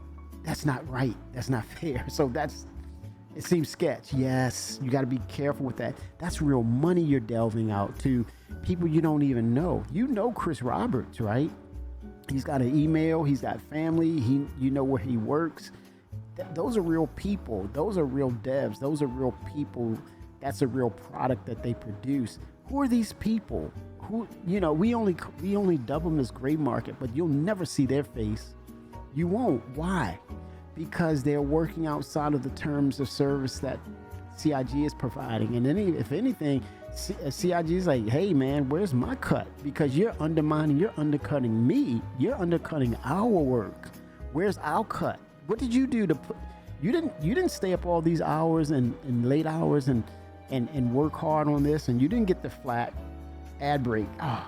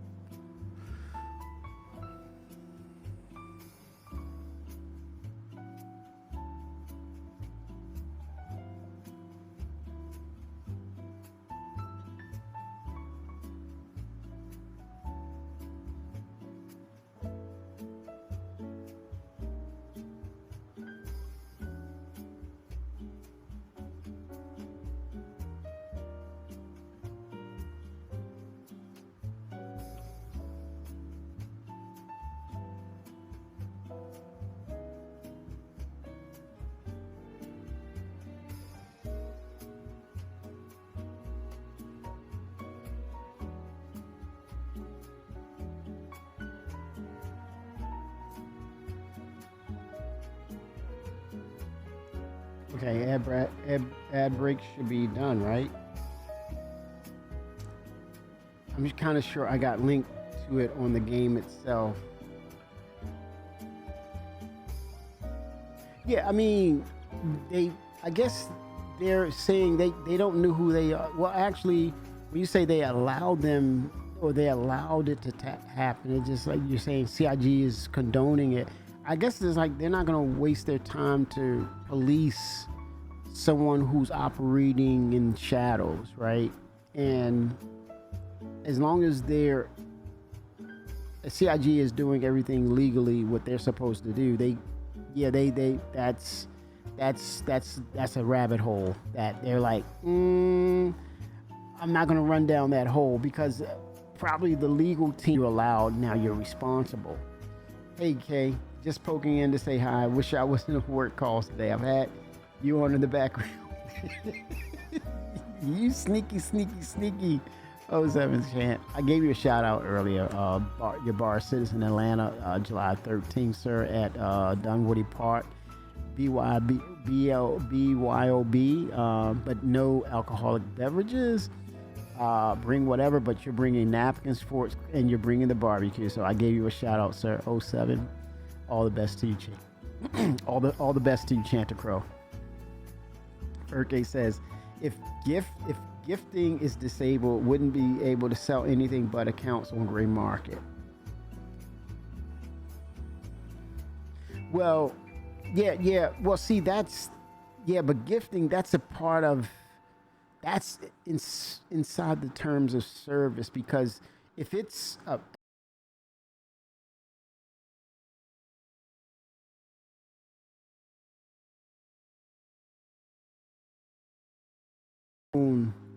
I'm on the same page with someone who's saying, hey man, you got to play this game. Matter of fact,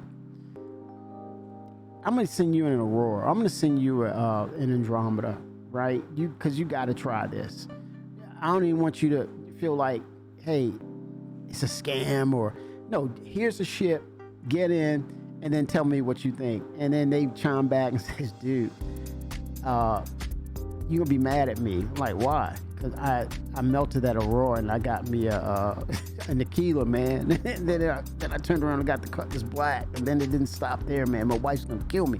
I ended up getting that Freelancer, man, because I found out what cargo was about. Like, hey, man, you better tell her all I gave you just a $45 ship.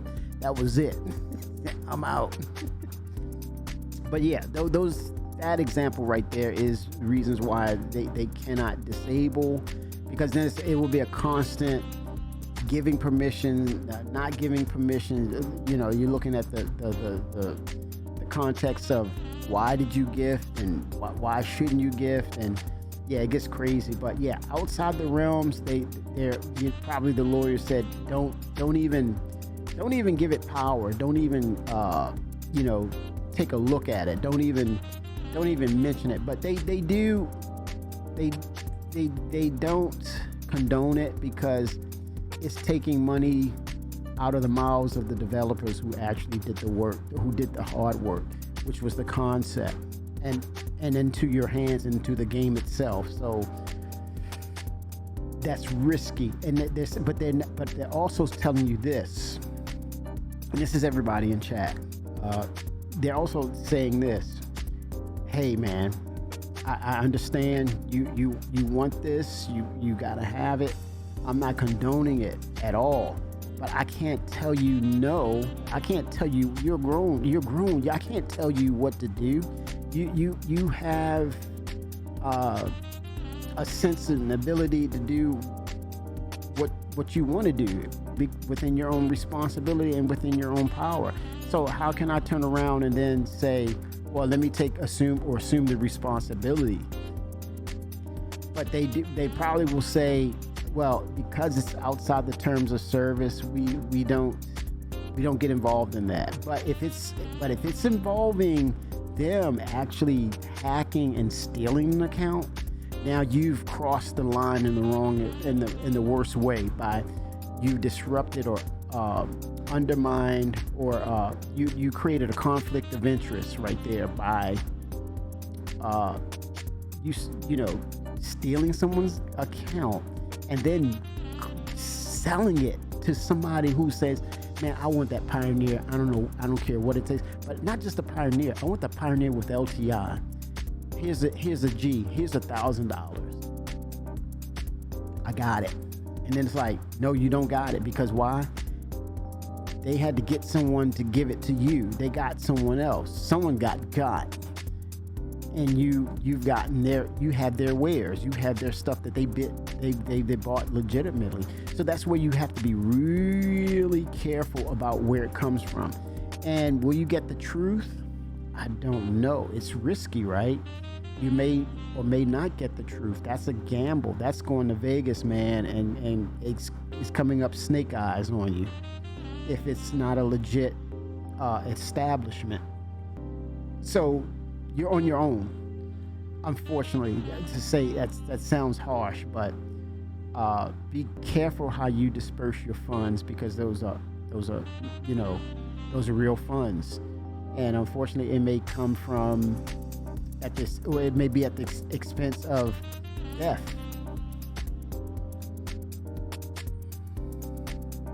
Good conversation. Any drop? Yes, I do have drop frames. Why is it buffering, Ferg? Wonder why. Why is it freaking buffering on me?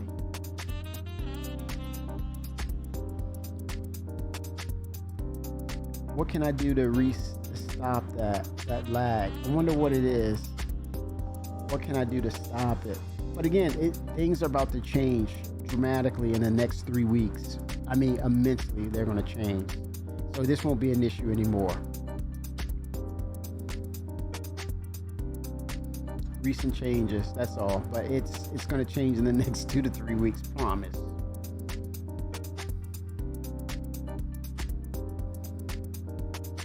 I wonder what I can do to mitigate it for now.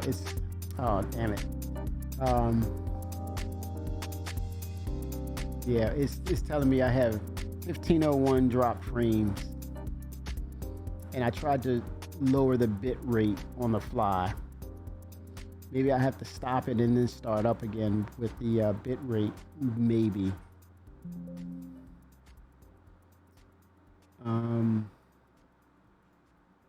Let me bring the bit rate down. That may help. And then I don't have my actual router my go-to router that can actually filter or set bandwidths so that, other devices that are on, it's grabbing. It's a crazy grab. That's also could be a problem as well. Oh, you know what?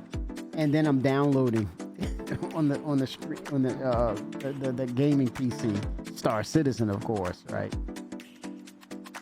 That will do it too.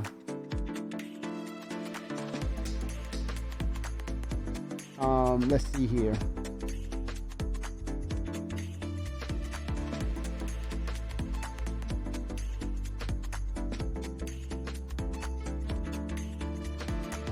That's why too. So, internet's not that bad. It's just be much better right now. But yeah, I'm downloading. I'm trying to get in that tech preview like crazy, man. That will do it. But yeah, I mean, it's just the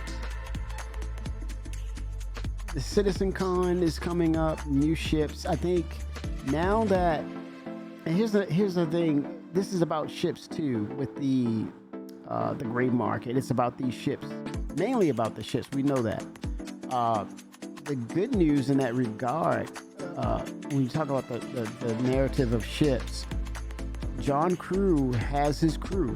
John Crew has the full complement of talent that's needed to complete unfinished tasks, also to complete out new conceptual ships, to complete out existing ships that we'll see in Squadron 42 that were not probably advertised, right? So fully functional, we're going to see those, and I think even more as we look into what CitizenCon will become, what 4.0 will open up, I think also end of November. November is not the end, but middle of third week of November, we have IAE, which is the acronym for Intergalactic Aerospace Expo, right? IAE, Intergalactic Aerospace Expo. Chris, like John, you basically have the resources you need. I need that Polaris, man. I need you to put that Polaris out because we teased it. We teased it during Invictus, right? Because it was on the showroom floor. And there's one or two ships that I don't feel the scale, and I'm standing or walking near it and I'm looking up. I'm literally looking up and I don't feel that scale. I think one of the ships was 890 Jump. I didn't feel the scale because I guess it was the overall shape of it. But man, let me tell you, on that showroom floor, when I walked up on and walked around and constantly looked at the Polaris, I had that sense of scale with that particular ship. I mean, the sense of scale was there. I think the Carrack does it for me as well, and the other ship is the Reclaimer. I get that sense of scale. I don't know what it is about the 890 Jump. I think maybe it could be the surface, because the surface is flat. It's minimalist and when you talk about discipline of design, like there's no architecture, or there's no tactile qualities like pipes or geometric shapes that changes or altered. It's more flat. It's a flat and shiny surface. So I guess maybe my eyes don't recognize that sense of scale because of that. It has a minimalist design. And so the legend or the style of Origin it's clean, fresh design, and it's minimalist.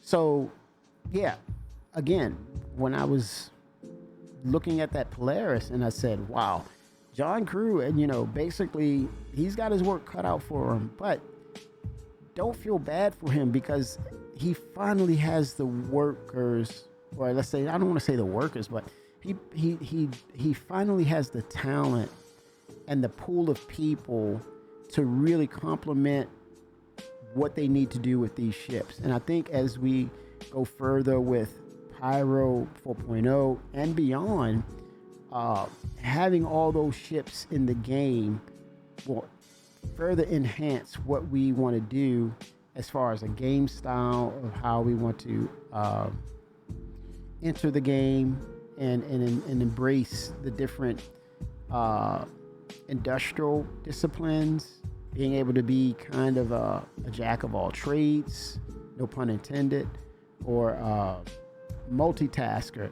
If the economy says that mining is kind of flatline at the moment, there's no real demand because supply and demand has gotten everything it needed. So then you say, it's time to jump into a Vulture or Reclaimer. I can switch up and do salvage, or I can switch up and do medical, or I can switch up and do repairs. I can switch up and do cargo running. It's about the ships. It's about having variations of ships that will do things with your gameplay style. And OBS is the encoding on NVIC. Yep, it is. That would take the load of CPU if that is what you're using. NVIC is all the way. I paused my download. Actually, I'm trying to get the thing to queue up. Let me close the window. I'm trying to queue up my tech preview. I want to get into that as opposed to download live. So the live can take a back seat. I want to get the tech preview going. Yeah, it's me downloading. I got two systems going. Then I'm downloading as well. So yeah, and then I got another instance of a PC running as well. Okay, I'm at tech preview. Let's see install. Okay, let's see what it's doing now. Tech preview 322. Yep, now it initiated.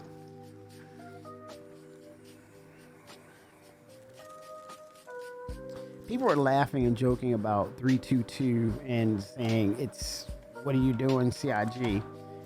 And it is more of a, you know, you don't look too smart kind of moment. I think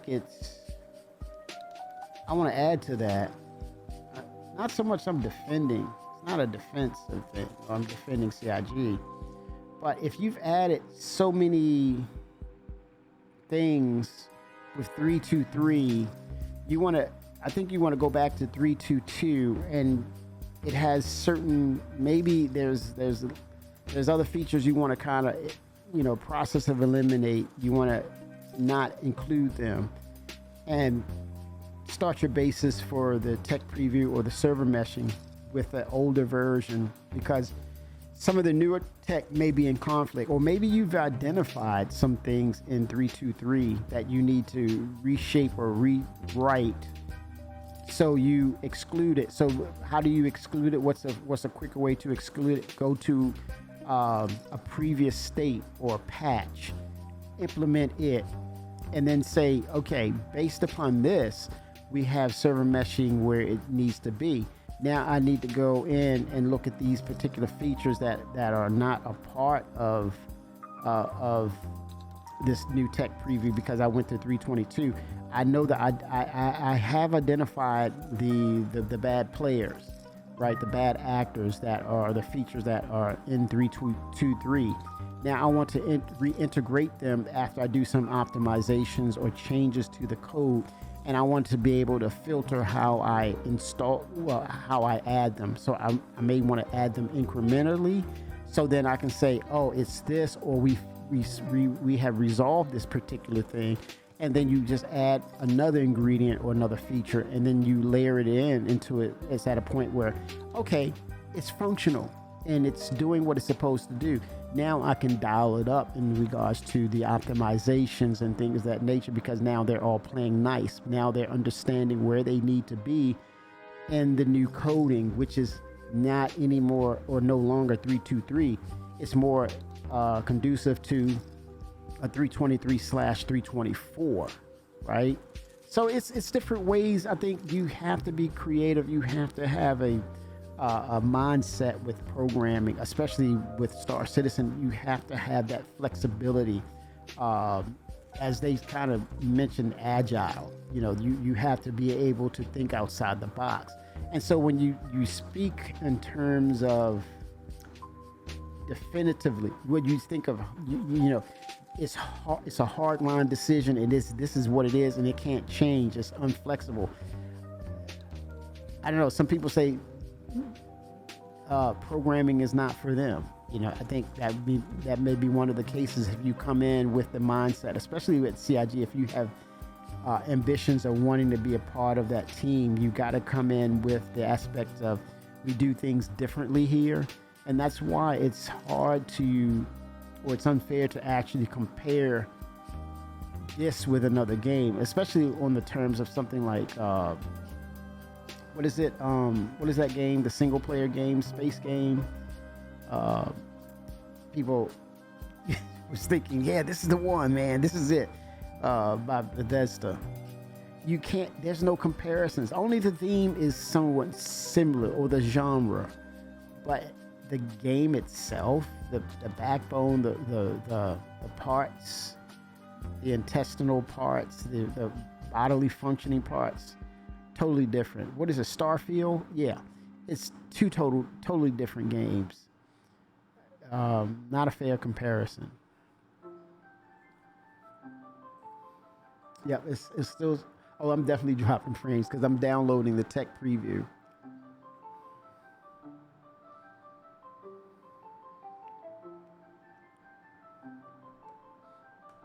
But I know I have a better idea of what to do here. I will do this. Oh, 1 second. I got a plan. I have the freaking plan, man. Hold on.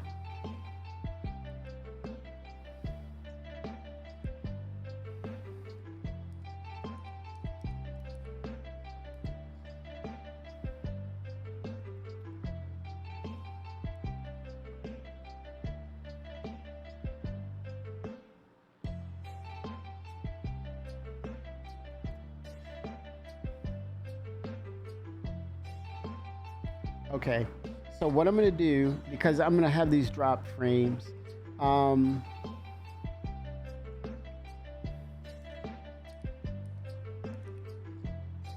me see here.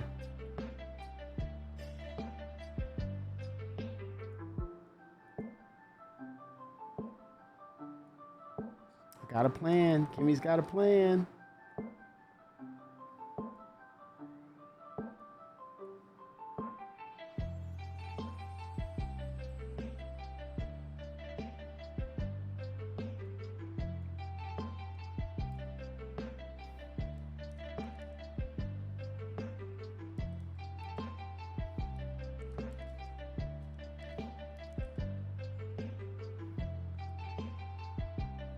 All right, what I'm gonna do, I'm gonna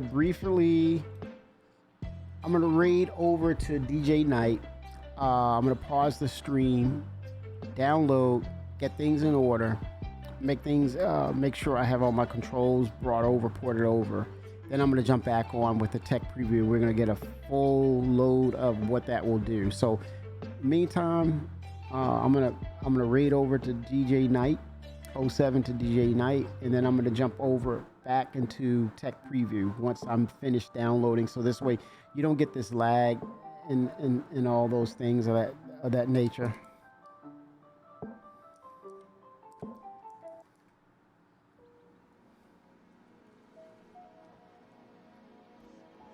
Let's go with the buzz cut. Okay, let's go. He's doing his thing right now. Let's go ahead and raid. That's not the same. If it's not the buzz cut, it's gonna be the Macklemore, man, because whichever one comes first. 07. It's almost the Macklemore. I'm gonna pop some tags. Only got $20 in my pocket. I'm coming. Looking for the come up.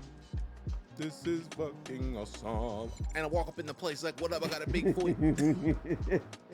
Kimmy 65 with the rain. What up, fool? How you doing, Kimmy? Good to see you, man. Appreciate you bringing me by. What type of game is this? It is a space.